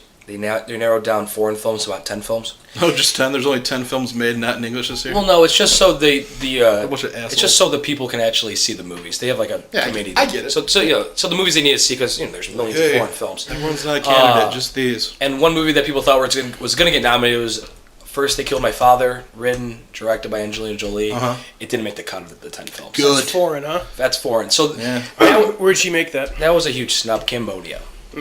That was a huge snub. What we even got language to is real it in? things. African. Swahili? Hieroglyphics. I don't know. Is that racist? I don't know. Yeah, it's racist. Oh, shoot. Please cut that. It wasn't brutally racist. I have a job. I legit have no idea. All right. Now we're going. I don't either. Now this is our second last. These beers are really good. Can I get another one of those, or can we split one up, or I was gonna save the other one for myself. for one? I don't. I mean, if not, I'm just gonna grab a beer out of the garage. Okay. I'm gonna give you guys a review on Coors Light here in a second. The second last podcast every month, we go over what's coming, going in from the major streaming services. That was the last podcast every month. I want to give people time to see the movies that are about to leave. Okay. I think I might have said last podcast last time, but just do it. This is the second last now. So from the major streaming services, HBO, Amazon, and Netflix. We could do Hulu. I don't know if that's Hulu. Wait, what was your first one? HBO. Okay. Amazon, Hulu, and Netflix. So coming to Netflix this month on January 1st, Apollo 13, all of the Batman movies, all the 90s Batman movies, and Batman Begins. Caddyshack. These are all coming? Coming. January 1st. Caddyshack, Breakfast at Tiffany's, Peter Jackson's King Kong, the Godfather trilogy, which that's something I never thought I'd see on a streaming service. That is interesting. Fun fact, Keegan hates The Godfather. Yeah. Kinda. Well, we're tossing around the idea of doing a overrated movies episode.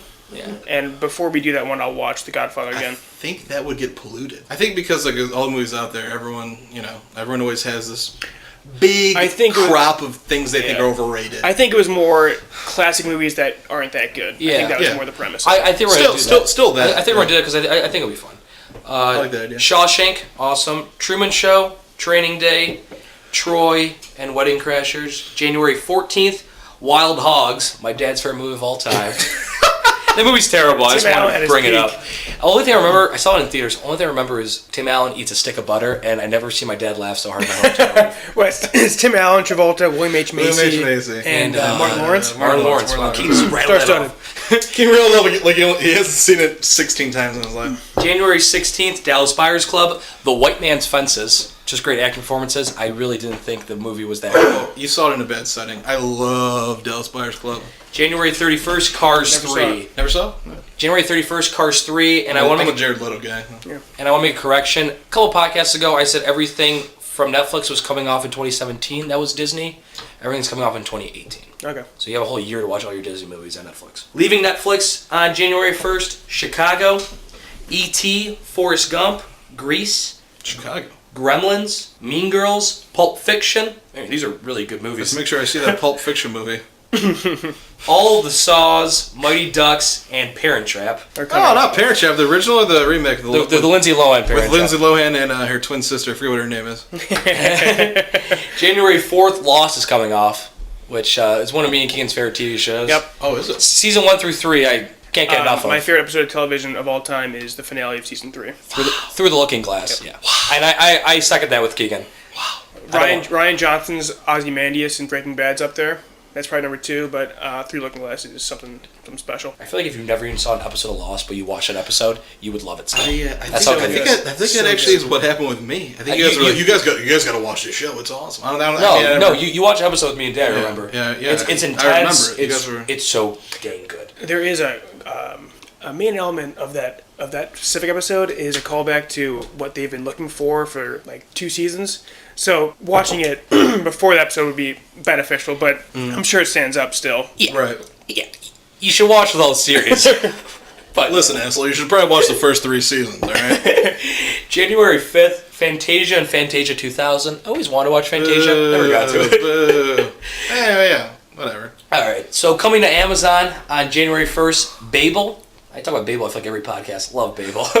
Reservoir Dogs, Quentin Tarantino's first movie, Sweet. and Zodiac. His best. A Fincher movie. Is it your favorite? Tarantino for sure.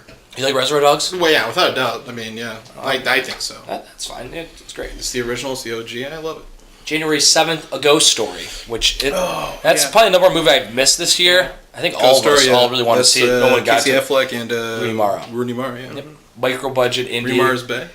Yeah, I love Rooney Mara. Yeah, Rooney Mara. Rooney Mara's great. I love her. she's great. She's I married think to Kate Mara is hotter, but Rooney Mara is a better actor. Rooney Mara, Mrs. Walking Penis. They're not married at all, but they're dating. Are they dating? Okay. They are dating. They moved. She moved in. Wow! This is our gossip section. I love Walking Phoenix. Can we play like the gossip over there? I find the most interesting person in the world. So When you two get excited, your first instinct is just to lean into the mic and start I know, right? screaming. We just get really giddy. Like, let's see, yeah! leaving Amazon January 31st. Airplane. Apocalypse Now. Oh, it's on Amazon? It's on Amazon. Why are we not watching Airplane every fucking day? Yes. I recorded that on DVR. Best decision I made in my entire Dude, life. it's incredible. You can pop it on, and everyone's glued in. Everyone's laughing. Everyone just cracks up the whole time. Yeah. Top 5 funniest movies I've ever seen. It's You always hilarious. rattle off Wow, these random lists so- you so have. Michael's- Do you have these lists written? I do. So I Michael's do. going down his list. He just added an exclamation point at the end of Airplane. Because it has an exclamation Well, I point. know, but so does Mother. But I saw you do that. I didn't even realize I did that. I didn't even realize I It was did that. very instinctual. I don't know. That was hilarious. That was hilarious. I just see you just like. Okay, yeah, Airplane does have an exclamation point behind it, it does. and I was Sure. just going down my list, and I did it. Okay, Apocalypse Now. Fuck, I forgot that. Just rip the sheet up, start writing the name on. Apocalypse Now, Braveheart, Clueless. Is Frost Nixon coming back? It came back last week. Okay. Month on something. I gotta see Frost Nixon. Dances with Wolves, Kiss Kiss Bang Bang, Pan's Labyrinth. Well, I'll watch that before it leaves. Pan's Labyrinth? No, Kiss Kiss Bang Bang. Kiss Kiss Bang Bang. That's with. Robert Downey Jr., Val Kilmer. It's also like a comic Christmas movie. I might watch it. Yeah. I've never seen Pan's Labyrinth. Yeah, I was gonna talk about Pan's Labyrinth here. That's another reason why I didn't want to see it. Del Toro, Guillermo. Guillermo del Toro directed Pan's Labyrinth, and he does a really good job of. His movies are a little bit different. They're kind of fantasy rooted in actual history, and I think Pan's Labyrinth is my favorite movie that he's done up until now. I haven't seen Shape of Water yet, so I feel like it'd be a good introduction to the world of Del Toro. So I highly recommend seeing Pan's Labyrinth before you see Shape of Water, not because in any way they're connected, but I feel like it would just be... Let yourself into his head a little bit. Yeah. He's a pretty visual director, and sometimes he misses the mark in terms of story. Like, Pacific Rim is every little boy's wet dream, but it's not a great story. It's just awesome to watch. Hellboys, I think, are a ton of fun, but they're not great. I agree, they are a ton of fun. But he always nails the visual aspect. But Pan's Labyrinth is one where he crushes both of them. Like, the fawn is one of the coolest looking things I've ever seen. It's one of my favorite movies of this century. Never seen it. One of my favorite movies of all time. I don't know why I said this If this is century. a Shape of Water podcast, I would have watched it last night, but yeah. I've never seen it. Yeah. I'm very excited for Shape of Water. It's one of probably top 5 left that I'm excited to see this year. You should see Pan's Labyrinth before you see it. I should. It's in a foreign language. Are they all in foreign language? Hellboy's not. No. Pacific Rim wasn't. This is his only big one that is Okay. foreign. Yeah, his early stuff was, but this came out in 2005. Yeah. No, 2006. All right, we'll let you speak English takes, your pl- movies takes, now. takes place during the Spanish Civil War. That's what it's rooted Cool. in. So the 1940s. Cool. I mean, not really my And, genre. and but one of I the, mean, you know, and one of the best villains I can think of Wow. is the villain in Pan's Labyrinth. even more than Jafar from Aladdin. They're right there. Fair. Go on. All of the Rockies, not including Creed, is leaving Amazon.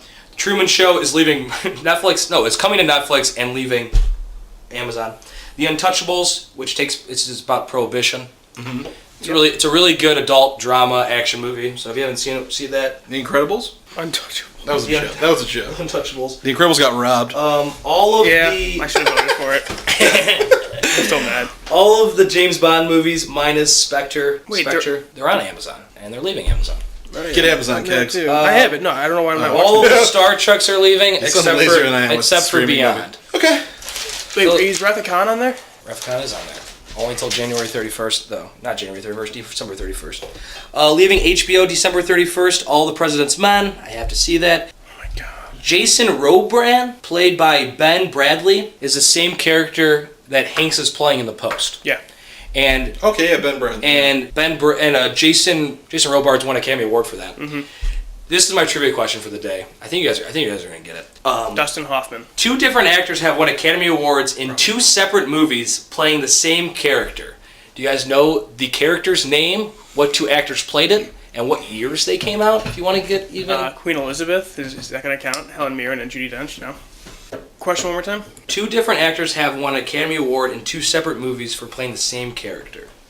Who are the actors? and what's a character? It's actor. That's why I couldn't It's listen. actor, lead actor. It's actor. I'm not gonna tell you if it was supporting or lead. Oh, okay. I thought you guys can get this. You guys definitely know it. It's just if it's Yeah, I'm showing though. Nothing's coming to me right now. Did you look at me when I said Dustin Hoffman? Was that because it's Dustin Hoffman?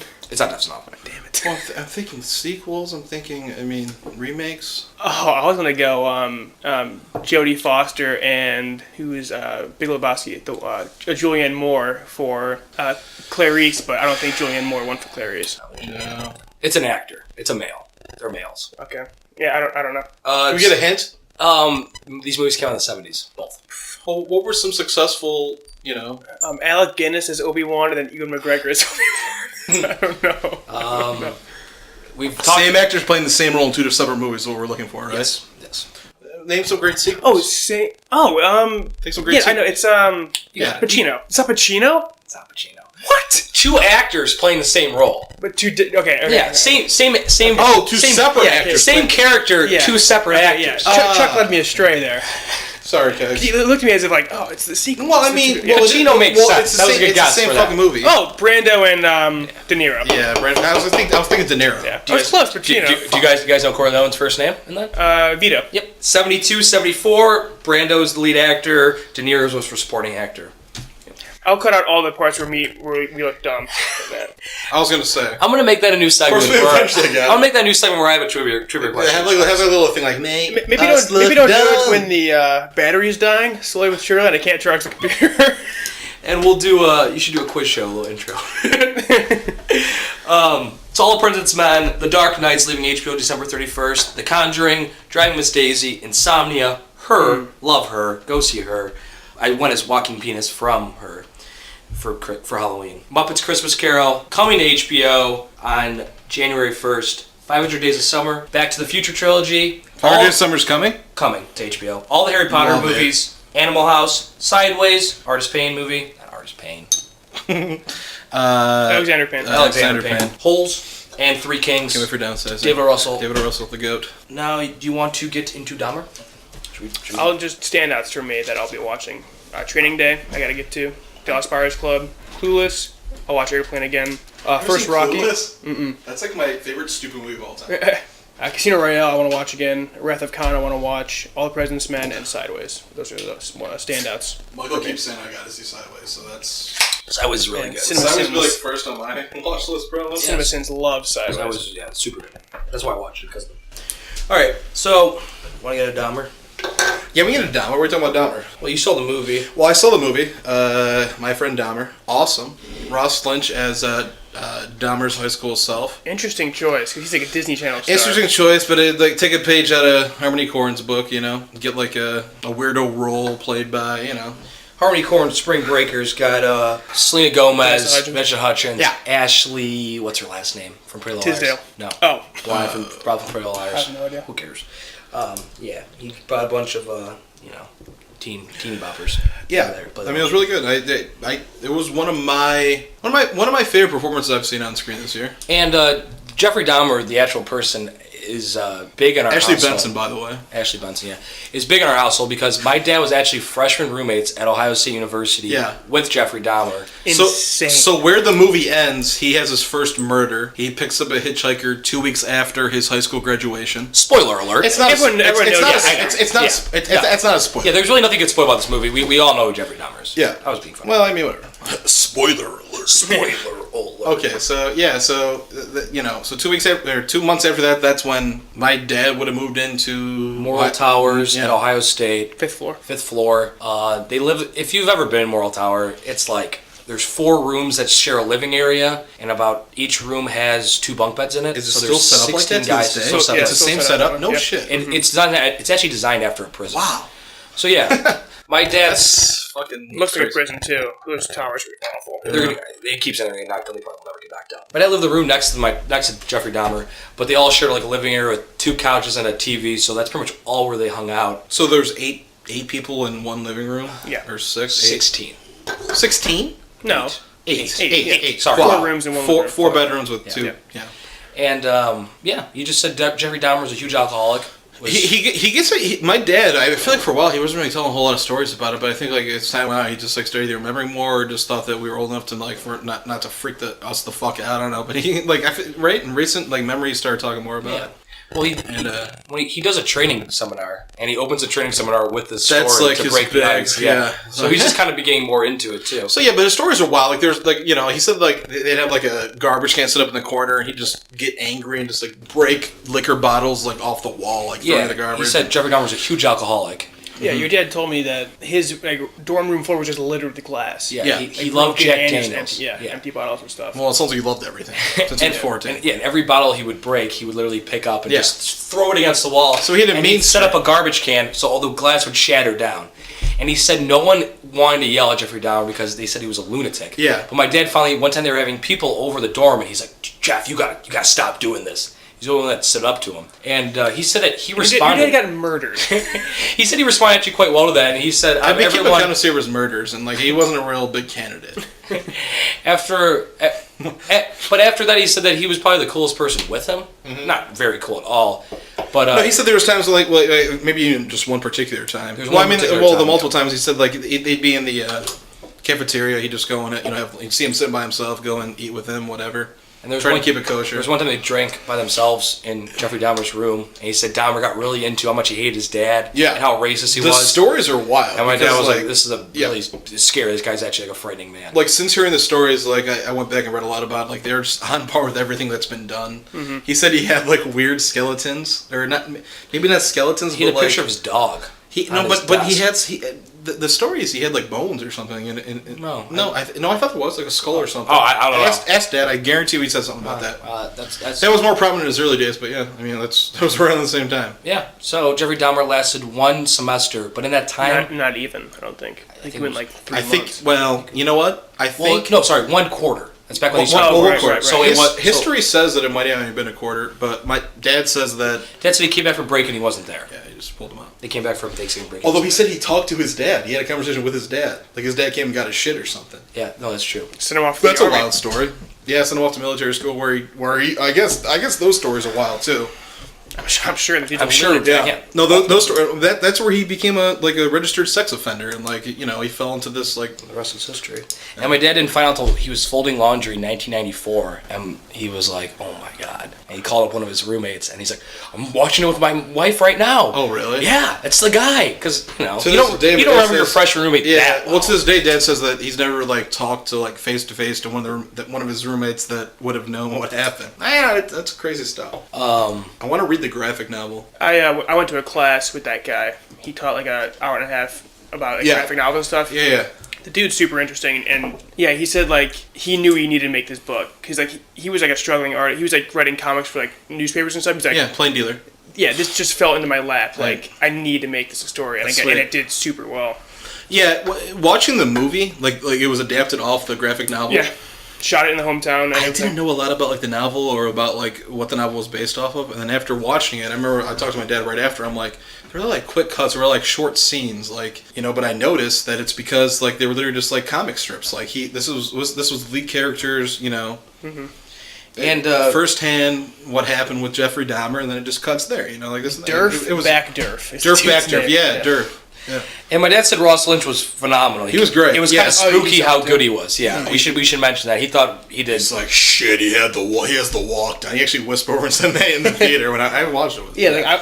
That's probably gonna be one I'm gonna miss this year. You'll see it if it. Maybe. I really want to see that movie. I really want to see it too. It went was nowhere never except around for us. what Heisley had it. It was at Gateway for a bit. Was it Was it Gateway? Mm-hmm. Wow, you got blood. There's so much stuff going on. I know. It's back to you saw the Orient Express. Why couldn't that movie come out in September? No, I know. Yeah, I know. We did the Orient Express. I don't think it was out yet. I hope. No, I know. That was pretty.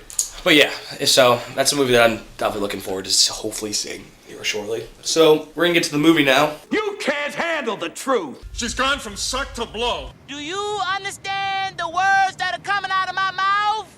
Yeah. So the movie we did this week was Three Billboards Outside of Ebbing, Missouri. Twice my dad asked me if that was the title of the movie. He's like, "What are you seeing? Three Billboards Outside of Ebbing, Missouri?" He's like, "That's the title, or is that's what it's about?" I'm like, "No, that's the title." It is. So the movie, the plot, you want to do it this time since we switch roles? Okay, I'll do it. I like when Michael has to explain the plot. Yeah. I feel like he gets challenging Michael. I'm always challenging him. There's the names that he has to give by. Fine, I'll do it. You guys do what you want. I like that aspect of it. I'll do it. All right. So the plot of the movie is Mildred, played by Frances McDormand. She had her daughter raped and murdered. She had her daughter raped and murdered. Sorry, her daughter gets raped and murdered. Yeah. And and nothing has come of the investigation yet, so she's very upset. 7 months. 7 months. So she sets up 3 billboards outside of Ebbing, Missouri. Crazy, right? And to try to get the police officers to do more investigation on it. And that's about it. That's about it. That's all I really wanted to get into. Yeah, but that's perfect. A little racism in one of the police officers, which is Sam Rockwell. This movie isn't PC at all. No, Mayor Willoughby is Woody Harrelson, and he's the lead on it. They have a really interesting relationship, those two, which I really liked a lot. Really good dynamic. They hate each other, but there's still a bit of respect. Yeah, as the movie goes on, you're like, yeah, these guys were really just cool. Yeah, and it's hilarious. It's not PC at all. There's a ridiculous Catholic priest joke in there. There's a bunch of stuff that I was like, holy shit, they actually said that. Yeah, but it's like, okay, a lot of whatever. C words. It's the 90s, who cares, you know? Is it the 90s? No, it takes place. that was a missed joke that I made. It takes place in present day. Okay. Yeah. So initial thoughts. I really liked it. One of the funny movies this year. Yes, agree. However, hilarious. In the middle, I'm like, all right, where is this going? You've been doing the same thing for about 25 minutes now. I'm like, let's get somewhere. Let's get somewhere. Eventually they do. The ending isn't what you expect. Especially, it seems like it's going to be a murder mystery kind of, at least from the plot of it, but it isn't that at all. No, it doesn't really go that way. Yeah, I thought it was very funny. Was your theater laughing? I was going to ask you what your theater was like. You were laughing. For me, it was. I knew. It was me, a single woman, 2 old guys, and then an old couple. Ours was about 5. We went matinee on Tuesday, so it was like $5. Ours was about 5 people over the age of 70, and they really didn't laugh at all. But I was laughing. We were laughing. I definitely laughed the most in the theater. So did we.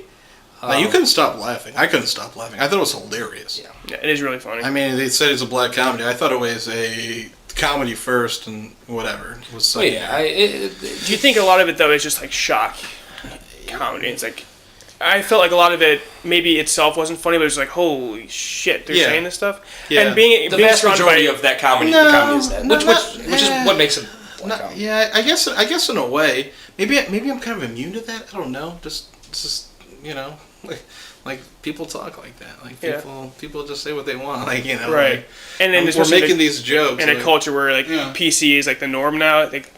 Where they take things and humor is kind of nuts. Yeah. So there might be a generation divide with the humor. Mm-hmm. I don't know if the older people would necessarily think it's that funny because they really weren't laughing. Anyone else have anything to add before we get to spoilers? Here's a hot take that I'm very much willing to back down from as soon as someone challenges me, but this might be the best acted movie I've seen this year. I'm with you on that. From the 3 leads, I think so. And then Lucas Hedges is really good. Lucas Hedges is always Sam good. Rockwell blew my pants off. I thought he was awesome. He's the standout for sure. Stole the movie. Lucas Hedges isn't in it enough, I'd say. Yeah, but Hedges is starting to become one of those kind of one track. Just kind of he's there, he's doing his thing. It's like, can he get more dynamic? Can he get more dynamic than this? He didn't see same thing in Lady Bird. He's not doing anything in Lady Bird. He's just kind of he's the right age for the role. I don't know. I don't think he's. I feel like every movie I walk out of, though, I said I want more Lucas Hedges. Well, but we haven't got more Lucas Hedges, so we're just kind of. Except for Manchester by the Sea, you get tons of Lucas Hedges in that movie. He was really good in that. I love his Boston accent in that. He's got a great agent. He's got a great. There's another great agent person here. I want to bring this up. His name, Caleb Landry Jones. Landry Jones is the backup quarterback for the Steelers. And he's the kid in He's in Get Out, American Made, The Florida Project, and this movie.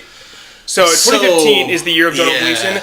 2017 is the year of Caleb Landry Jones. 1000% agree. It's when he came on the screen, I'm like, oh my god. No, I actually said more or less, oh, it's that guy again. Because I actually didn't realize that he was in Florida Project, which was in my top 3 for the year. And he saw Florida Project, I didn't realize, but... But, I mean, he has a small role in that movie. Yeah. But another great year is Woody Harrelson, which we brought up Apes, Glass Castle in this. Mm-hmm. And he's really good.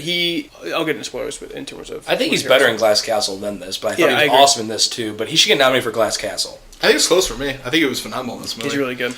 And the random Australian wife. You just love to see it. I want to bring this up. This might be a spoiler, though.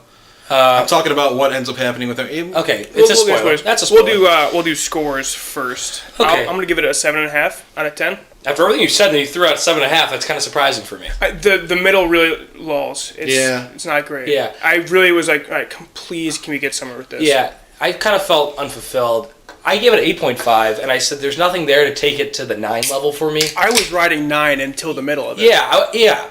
And I was wondering if you guys were making a strong enough case to get me to the 9, because I was thinking maybe I'd be on the lower end, but after your 7.5, I don't see me moving for the 8.5 then after this conversation.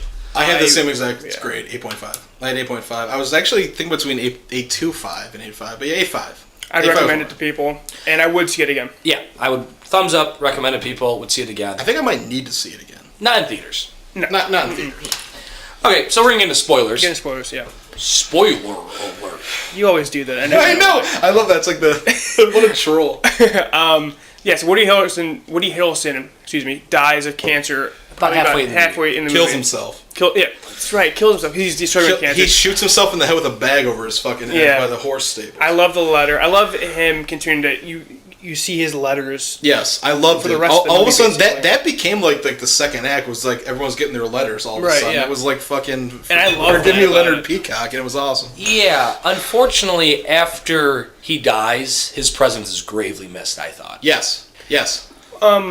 Well, mostly because there wasn't a whole lot of effects because of it. It was just like, well, you know. No, there was effects. There is not. There were effects. I'll say two things here. One, I really liked his letters because his relationship with both Mildred and Sam Rockwell's characters are really complex. Like you think they all hate each other, but there's more to that. It's like a real relationship that you don't really see. Definitely. Like they get each other. They know what both of them are doing. Yeah, he ends up paying for the billboard for the month as a joke, as a kind of a fuck you to her, which is hilarious. Yeah, you don't know who paid for it for like a little bit, but then you do.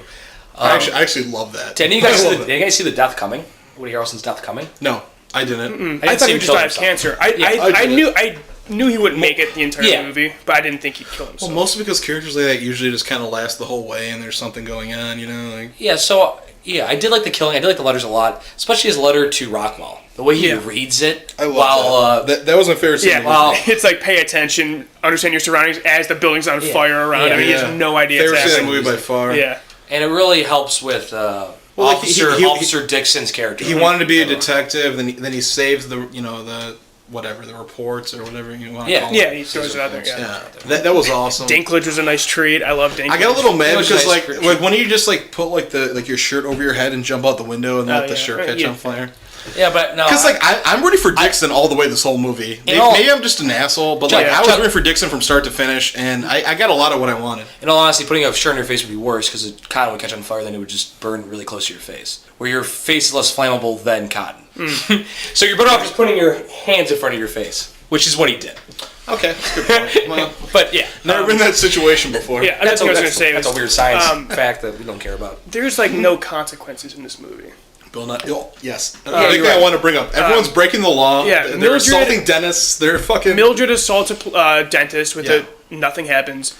Officer Dixon, Sam Rockwell, beats the fuck out of Atlanta Jones. Throws him out of a building. Murder. That's attempted murder. And the only consequence is that he gets is that Judge Abercrombie. Yeah. He saw it and said, "You can't work anymore. Give me your badge." He should be in jail. Yeah.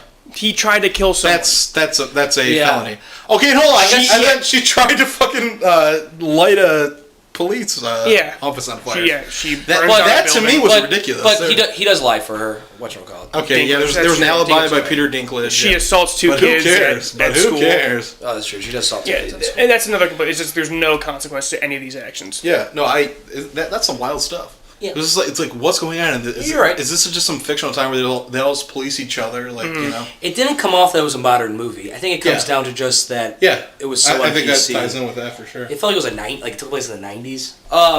You wanted to you put it. Well, the movie's going along, whatever.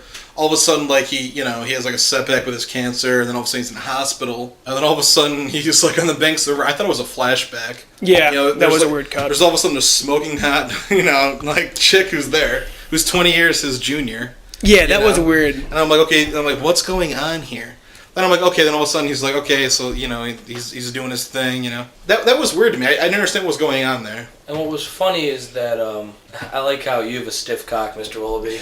Yeah, Like, that was funny. No, it's Oscar Wilde. Yeah, that was funny. That was very funny.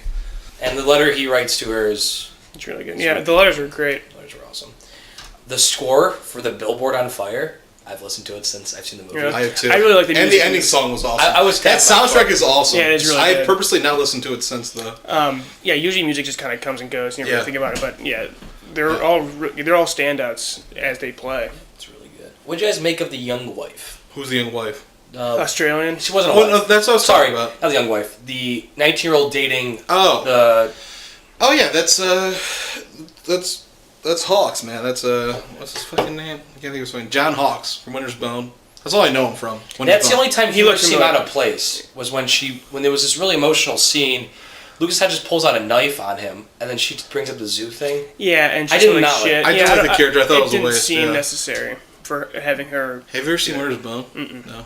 And I guess they were trying to... That's one where you'd be like, yeah, I guess Lawrence isn't that bad. Like, yeah. I guess they were trying to portray that they're both coping with the death of their daughter different ways. I guess. Now he's dating a 19-year-old. More opportunity for Lucas Hedges to try to do something non-dramatic. I don't want to come off as hating Lucas Hedges. I don't think he's doing enough for me. I think Lucas Hedges is phenomenal. I mean, he's good. He's just not in it. He's really good. Yeah. I loved him in. But I mean, he's a 19-year-old. He's actually 21 years old. He's a 21-year-old actor. There's not that many good drama roles, and he gets in every good drama movie. This is Ginger. Will Rockwell's mom ever play a So I know. Well, your that's Always Sunny, right? Yeah. Yeah. She's super tough. I'm not Always Sunny fan. I noticed her from that though because I've probably seen about 30 episodes. I knew that's who it was. I'm like, she's always just good. She was really funny in that. Yeah, she's funny. But she plays the same character. She had a couple one-liners. You're just like, I loved every Rockwell stole that whole movie for me. Yeah, I think he's the best for sure.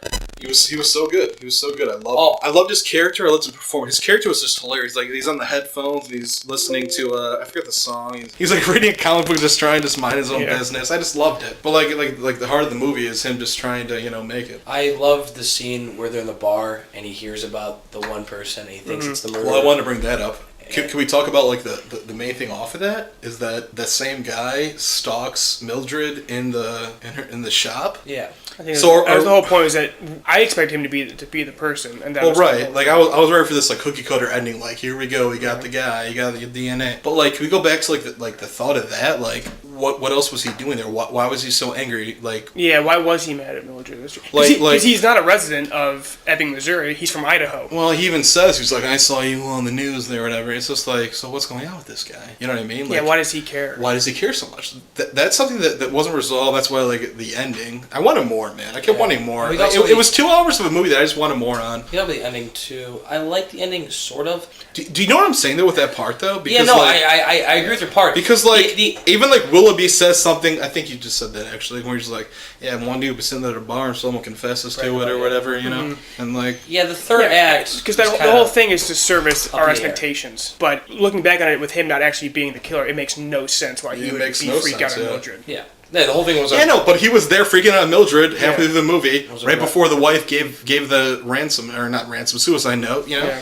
That made me think, so to me, it made me think that at the end, they were just doing alibis and lying for this guy who was in the military or whatever. No? Isn't there something there? Yeah. Oh yeah, because he was in Afghanistan. Afghanistan. So they're just covering up for this guy who was raping and murdering and lighting girls on fire and having sex. Whatever the fuck, the weird-ass, twisted... I think he did it in Afghanistan. I don't think he's actually the killer. No, he didn't. He didn't kill her. And then the ending... Okay, then why did he do that? Why was that part of the movie then? Yeah, that's a big plot hole. That's a big plot hole. It is a big plot hole. I think that's something that... How can you not bring that up? That's very important. That was the first thing that I wanted to talk about. That is a big plot hole. And there's really no way around it. But like, why would he do? He just passes through back and forth there and he saw her. But like, he also did these questions like... I forget how it went. He was like, I'm so-and-so, huh? What do you think about that? Like, he says like, I'm this, I'm that. What do you think about that? Yeah. I raped your daughter. Yeah. What do you think about that? Yeah, that was just weird to me. And then all of a sudden we see him like, this is it, man. Rockwell's going to save the day. He's a burn victim now. I love seeing Rockwell take action. Yeah, I was just like, fuck it. So he scratches him on the face, gets the DNA, gets the shit kicked out of him, got way more DNA than he wanted to. Yeah, I don't know if I like the movie more. I think it would have been better off if it actually was the kill. It would be kind of cookie cutter, but at the same time... Well, that's what I'm saying. Do you have anything more to add back? to the ending? I mean, that's kind of where it ties At least in. would have put some closure on everything. Yeah. I want a closure. I'm Yeah. sorry. I love a happy ending. Mm-hmm. I love murders, I love deaths, but like if I were got a happy ending after all of that, I would have just been tickled pink. I would have loved it. Yeah, we don't necessarily need a happy ending for me to like the movie. It's just the fact that there was a huge plot hole. No, there's a plot hole, and there's some stuff I didn't necessarily love about it, you know. And I feel like once again it was just to get a laugh at the end of saying like, are we actually gonna do this? No, and then I don't know. No, it's like are you really? I mean, in other words, but are you really in love with doing this right now? Yeah, I don't know. I do like black comedies, but this one, if like the humor was almost detrimental to the script at certain scenes. Wow, really? Where they took too many swings.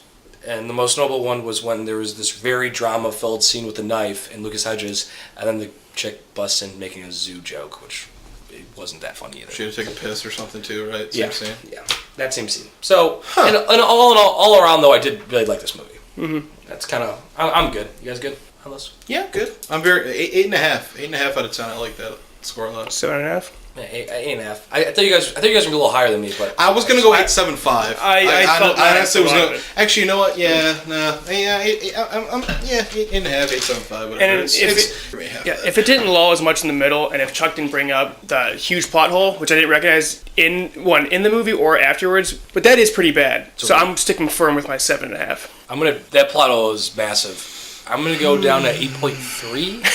Because I was looking at like other movies, I gave like Get Out 8.5, and other movies like The Big Sick. Movies that finish strong. 8.5, and I like those movies more. So 8.3. I think I'm gonna stand at 8.5, maybe 8.75. Well, that makes sense because you meditate on that plot hole for 2 days now. So it was like the first time. It didn't matter enough to me. I don't watch a whole lot of these kind of movies, and it held up. I loved it. I love the characters. I love everything about it. Yeah, it was a good movie. Yeah, I was really into it. I didn't want it to end. I wanted to see them follow through with that. Yeah, I didn't want it to end. I wanted more. That. Like after 2 hours of it, I didn't want it to end. I wanted more. I would like some closure there, but I didn't think we were going to see it, but yeah. Of course we weren't going to get it. Mm-hmm. There's the whole Willoughby thing. Yeah, that's bad. Because the entire movie, I was thinking that Red Willoughby was Willoughby's son, his gay son, or whatever, and that's why they like never talked to each other, was because he was gay. Because they hinted at that a few times, I think. They did, yeah. But you thought that? You thought like when call him Red Miller. Call him Red Johnson. All three of us thought that. Yeah. Because Willoughby's such a unique last name. Mm-hmm. It's not Smith and. So Willoughby kills himself. He's getting fired. This is what I'm gonna do. I'm gonna go across the street and just fucking take my anger out on his son, who's my gay son. I can't. Yeah, who's been against us the whole time. Maybe there's something there, but yeah, it never really transpired. So that Yeah. So make the one guy from Idaho, not from Idaho, make him a local, and his confrontation with Mildred makes more sense because a lot of locals are mad.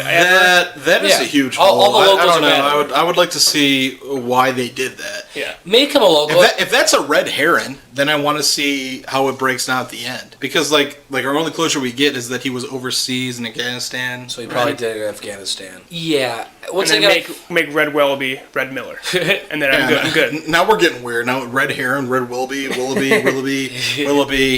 Yeah. What is your answer? Well, once again, I feel like they made him from Idaho so they could have a kind of a Huber ending where they could be like, I don't know, and to build us. They were shoehorning. There we go, shoehorning. They were shoehorning Huber, I felt. Yeah. That's right. And to build our expectation. I think it was just genuinely hilarious. What were you saying? Build up the expectation that he is the rapist. Because the final scene, we all thought that he was going to be it. But especially when he first sits down in that bar, he's sitting there just I think he's passed out in his own drink, and then he hears it and kind of looks over. You know what I'm saying? I was ready for some kind of big build up there. I mean, he got his ass kicked, but he was just more like. But when he claws his face, has the skin of the nails. That's a really cool scene. Is that it for the review? I have nothing else to add. Either of you? Yeah, go see it. Go see it. Yeah, really good. It's really good. It's probably my top 5 of the year. It's up there. You guys watch anything this week? I watched a good amount. Yeah, I watched a ton too. Watched Gremlins for the first time. Nice. Good. Christmas movie? Nah. Sure. It's not. Listen, sure. I'm going to say this right now. If Home Alone's not a Christmas film, Gremlins is not even a film about getting water poured on you. Come on. Yeah. Gremlins is kind of a Christmas movie. It's in that same discussion. It's kind of what you think it's going to be. It's not over the top Christmas, but it takes place during Christmas Eve. the last Seed. And I also saw Logan. And you loved it. I liked Logan. I would say love. I feel like I would have got way more. This is the first X-Men movie I've seen. Not Deadpool, but it's not the same storyline. Oh, yeah. And I would have got a lot more out of it emotionally if I would have saw all the X-Men. I can already tell from that. Because this builds on... He's in 8 movies. Yeah. Before this, or including this, but he's in so much, yeah. And I think he's in 8. You just get so familiar with him as Wolverine. What is Wolverine's powers? A healing factor. Grow fingernails, right? Yeah, he has claws. Are those put in there, though, or does he have those? They're bones, but then Stryker, who's a villain of the second one, coats them in metal. Okay. And he has a healing factor, so when he gets hurt, he can heal pretty rapidly. That's a big deal. A big thing That's about a big the deal. new one is that he doesn't really have that anymore. Yeah. The adamantium is poison, and it's... What was that? The poison in his body? The adamantium, the metal itself. Oh, the metal in his claws? Yeah, yeah. Oh, okay. Well, that everything makes a lot more sense now. That girl in that movie is incredible. She's awesome. But my only big complaint with that movie, she's like I never seen 10. it. She's 10. I never seen it. Sorry. Okay, so Bay. Sorry, we is talk about the- Dustin Hoffman, right? Is the Wolverine versus Wolverine. I wish they would have done something else besides him facing off against a younger version. Yeah. Because you brought that up. A lot of superhero movies are like the person fighting a version of themselves. The scene itself is pretty cool, but I just wish it was someone else. Yeah. I guess it kind of does full circle though. Now he's fighting his younger self, and he's not the man he once was. Yeah. But yeah, a different villain could have been there easily. And that whole theme was done so well through the movie. Yeah. He didn't need that. But yeah, I liked it. Probably the best superhero movie I've seen in a while since Deadpool. It's the best this year. Definitely the best this year. It's very different. It's like it feels like an artsy superhero movie. Yeah. Cool. Low budget. It's shot really relatively cool. low budget. Yeah, not many special effects. It's probably all practical. That for the scene. most part. Can we spoil? Skip ahead 30 seconds. That scene in the hotel where he just walking up to people and just extending his claws. Oh, so brutal, but so badass. Or the way that that guy dies with the claws. Oh, yeah. I don't want to get a spoiler. Patrick Stewart. He's really good in it. Patrick Stewart's really good. Is he in the Patrick best supporting Stewart. race? Patrick Stewart got a critic knob for best supporting actor, Which means nothing, but I mean whatever. So yeah, I mean I don't know. He's I in see you, Pat Stewart. He's in the discussion. Yeah. If he got it now, it would be stud. Yeah. He was really good. It's at an it. open category in general. And he's Professor X in all the movies, right? Yeah. So that was, McAvoy is occasionally for the younger stuff. McAvoy's. Tom McAvoy. Wow, that's confusing. Well, they some of them were set in like the 80s. But Hugh Jackman's all-time periods? Well, he doesn't age, but whatever. Fuck Oh it. yeah, I guess. We need another hour and a half to talk about how he Yeah. doesn't age. We'll just move past. Yeah, we'll move. Let's get into the back. Watch Logan. Let's get into the Everyone watch comics. Let's get into the comics. Yeah. Sorry. Logan was good though. And then I saw this movie. Did I see anything else? Last Jedi again. Last Sorry, Jedi talked about again. that. What about you? I watched Last Jedi twice, more. I watched The World's End, Edgar Wright's World's End yesterday. Love it. I want to Incredible. see that again. Love that too. film. Yeah. Michael showed me it for the first time like 6 months ago. I love it. Yeah, the dude can do no wrong. Love it. Watch any Cornetto trilogy and Yeah. you'll have a fucking great time. Super funny. Yeah. So fun. I even like when it starts getting weird. I still think it's. Well, all these movies eventually get weird at some point, but I think it works. because we're doing a bar crawl in honor of that movie. Yeah, we do our own version of the Golden Mile each year. Nice. Sick. Well, it's our second time, and we didn't finish it last year, so No, trying to We'll revenge try again. on it this time. I watched Patterson. I just found out that Jim Jarmusch is from Cuyahoga Falls, which is like 40 minutes from here. Wow. Really nice, just calm movie. A story about a week in this dude's life. It really makes you think. Yeah, it's really good. Makes Adam Driver is incredible. Movie I need to see. Definitely. Yeah. Yeah. Adam Driver's really, really good. And a lot of it is him like reading off his poems, stuff like that. It's very tranquil. Yeah, it's soothing. It's just a nice movie to watch. And they reference Hurricane in it. The Bob Dylan song. Yeah. Did you catch that? Yeah. That's the reason why I started listening to that song. Yeah. Wow. I watched Hurricane Carter's from Patterson, New Jersey. I watched Pitch Perfect on NBC yesterday.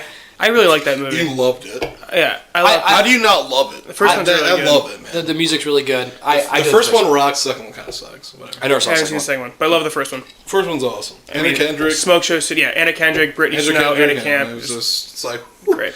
the one chick I don't even know what the fuck her name is. The other blonde in that movie. Anna Camp. Yeah. He was married to Skylar Astin, the dude in the movie, in real life. Oh, okay. Yeah. Well, now it all comes full circle. I beat Breath of the Wild, finally. Took me 45 hours. But the main story in that game isn't the fun part. It's like just exploring and shit. So I'm still playing through it. I really like that game a lot. Nice. Probably the best game I played this year, I'd say. That's Zelda, right? Wow. Breath of the Wild Zelda? Zelda, yeah. Watch the Meyerowitz stories, which I brought up. Get Sandler in more serious roles. Yeah. He's really good in it. Dustin Hoffman's great in it. Ben Stiller's good in it. The weakest part is Emma Thompson. Really? She's just playing like a hippie. Her character's just bad. Yeah, it's just, I don't know. But yeah, I've heard good things about that. It's on Amazon? We thought about Netflix. watching that instead of Netflix. Mudbound the other day. Yeah, we should watch It's, it. I'd give it like a we would have definitely finished that. give it like a 6.5, 7 out of 10. I wouldn't watch it again. Oh, okay. But But good acting throughout? yeah, it's really good acting. I Yeah, remember it's good. Sandler's press tour for that. I'm like, here comes Sandler. I mean, like, who doesn't love Adam Sandler, right? I think he was nominated. He won Best Actor at some film Yeah, festival. he's really good in it. Yeah. Have you seen Punch Drunk Love? I was between that and Punch Drunk Love, and I went Meyerowitz. PTA? I'll probably watch that soon. Yeah, because PTA's next week. But yeah, Punch Drunk Love's good. And then I watched Ace Ventura 1 today. I'm in a very small It's on camp. Netflix now? It's on Netflix now. Both of them, 1 and 2 are on. I'm in a very small camp that likes the second one more, so I wanted to watch 1 again. Call of the Wild's the second one? When Nature Calls. The second one's hilarious. Yeah, I think it's way I don't think I've funnier. ever seen the second one. It's so good. And I watched the first one. The first one's better as a whole, but the second one's there's more laugh out loud. Yeah, I think the ridiculous funny. second one is much funnier. I think the story in 1's probably better. But yeah, I'm just reaffirmed that I think 2 is a better movie. Yeah. Chuck, what'd you watch? What did I watch? I watched Wall Street on the old one? Audience. I love Wall Street. It's actually like a really good movie that I like. That's An Audience, it's a cable network that they could swear on it. yeah. Uncensored. So was I mean, IC. Michael Douglas was Gordon Gecko won an Academy Award for it in 1981? I think it's 88. I think it's 88. Let's see how. I don't fucking know. I'm bad with years. Charlie Sheen's really came out good. 88, Charlie I think. Sheen's really fucking good in that movie. He's really good in that. Either of you watched came out the, Charlie Sheen is Bud Fox. It's an incredible picture. Either And of then you watched Shia LaBeouf, that one, the sequel? Oh no, that's something. No, Money Never Sleeps or Money whatever. Never Sleeps. That's like the big that's like his big tagline. The first one. Money Never Sleeps. It's a great film. I watched that. Whatever. I've seen it before, but I loved it a lot. And then last night I was trying to fall asleep, couldn't fall asleep, and I watched Big. On Tom Hanks, right? yeah, Tom Hanks. I've never seen it. I've never seen I Big watched Big. I mean, I've probably seen that before, but it's been a while. And Big's really funny. It gets real serious, and it's really good. I mean, I'd watch Tom Hanks chew gum. So That's true. So who it was cares? sort of Tom Hanks' first serious drama. Not really serious, but first when he started getting critically acclaimed for being. yeah, it's a long movie. It took me 2.5 hours to watch it live on cable. I watched it from I don't remember what channel. It was on. I would like. I'd like to see that movie. That's about all I watched this week. Nothing. I mean, I watched Friends reruns. So. I love Friends. Anything on the horizon for either of you? Probably going to watch It's a Wonderful Life again, and it's on NBC. My mom just bought it on Blu-ray. We'll probably watch that. Oh, nice. Also, Hell yeah. there's a Hitchcock on Turner Movie Classic Hitchcock Marathon, Christmas afternoon to the next day. I'll make sure I room myself and my family and watch it. They're showing like 6 or 7 of Hitchcock movies. Pretty much all the good ones minus Birds? Birds is on there. I never seen Rear Window. Birds, so I'd Rear love Window. I'd love to see Vertigo. Stranger on a Train. So Birds. Well, that sounds like I'm Dialing for Murder's on there. So I've only seen Psycho and Stranger on the Train. Only 2 I've seen. So probably It watch one seems of more those. like a record and watch later, not actually watch it on Christmas. Exactly. Because Oh no one can get away from certainly family. not. Yeah, it'd be weird. yeah, just tell your family to fuck off. At least watching Vertigo downstairs. What a loser. Ham's ready. Get your ass up here. Come in, somebody big game, you fucking. And I'll probably rewatch The Christmas Story because I don't think I've seen it. I won't watch that. What are we doing I'll next watch Home week? Alone. We're doing Shape of We're Water. doing Shape of Water next week. Nice. So we'll watch that. Very watch that. very excited about Shape of Water. And probably try to watch Punch Drunk Love if I can find the time. I think it's only like an hour and a half, so I should be able to. Yeah, for sure. Yeah, I like to see Magnolia. Another Keep smacking your notebook. sorry, another PTA movie that it's on something Amazon I think. There's not a whole lot left that I really want to see. I want to watch I, Tonya really bad. I think I, Tonya's going to be really good. I love Margot When does that go Robbie. wide? Ugh, Who knows? January? Week after Christmas, if we're lucky. I mean, I was telling Chuck week that before Christmas, I think. I was so telling it'd Chuck be tonight.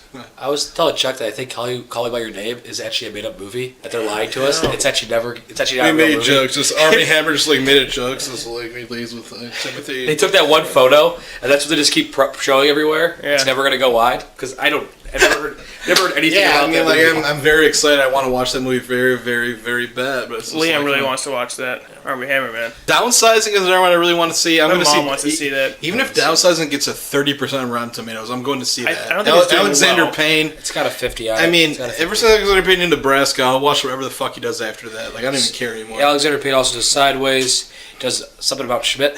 Talking about Schmidt, yeah, that was Jack Nicholson, right? Yeah, the Descendants. I've only seen Sideways and Yeah, Nebraska, that's fine. but they're two of my favorite movies. Last 10 years. The Election. Cut that out. He wrote Matthew Broderick, Election. That was Alexander Payne. Oh, yeah. And Reese Oh, really? Witherspoon. Yeah, dude, I've seen that movie probably 4 times. Sorry. He wrote Good Luck Chuck, and then Sandler got his hands on it.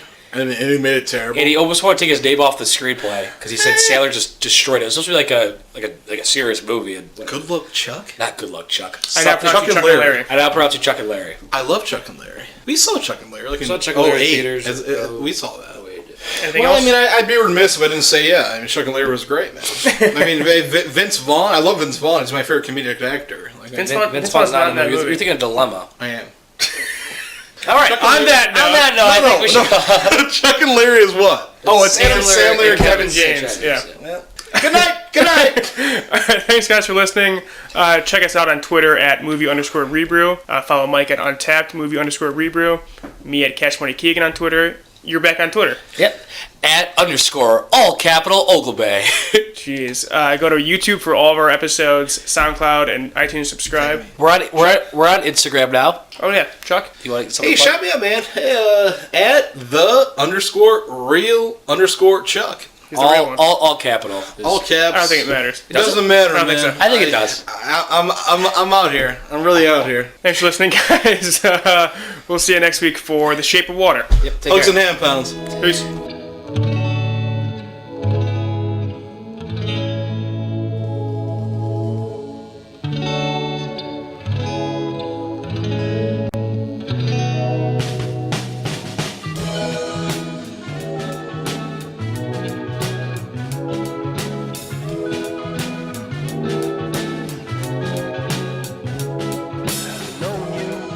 Sometime you exploded, drop a few lines. When I catch you through the static, I wish goodbye. What a classic. Millennial girl in love once a year. When it comes, she disappears. Maybe she'll stay this year. Maybe she'll stay this year.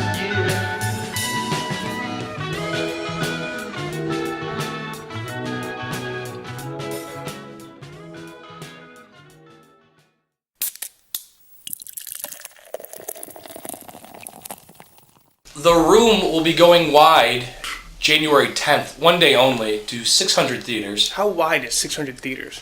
I'm a big Room fan. 09. Can we restart this? It's January 9th and it's 500 theaters. All right. I swear to God, that Tommy Wiseau tweeted out fake news then, because I swear to God, I saw it. Maybe he was trying to make it bigger, you know? All right, we'll start that second one. The Room will be going wide one night only, 500 theaters. Stop screaming into the mic. Take 3, okay. The Room will be going wide January 9th.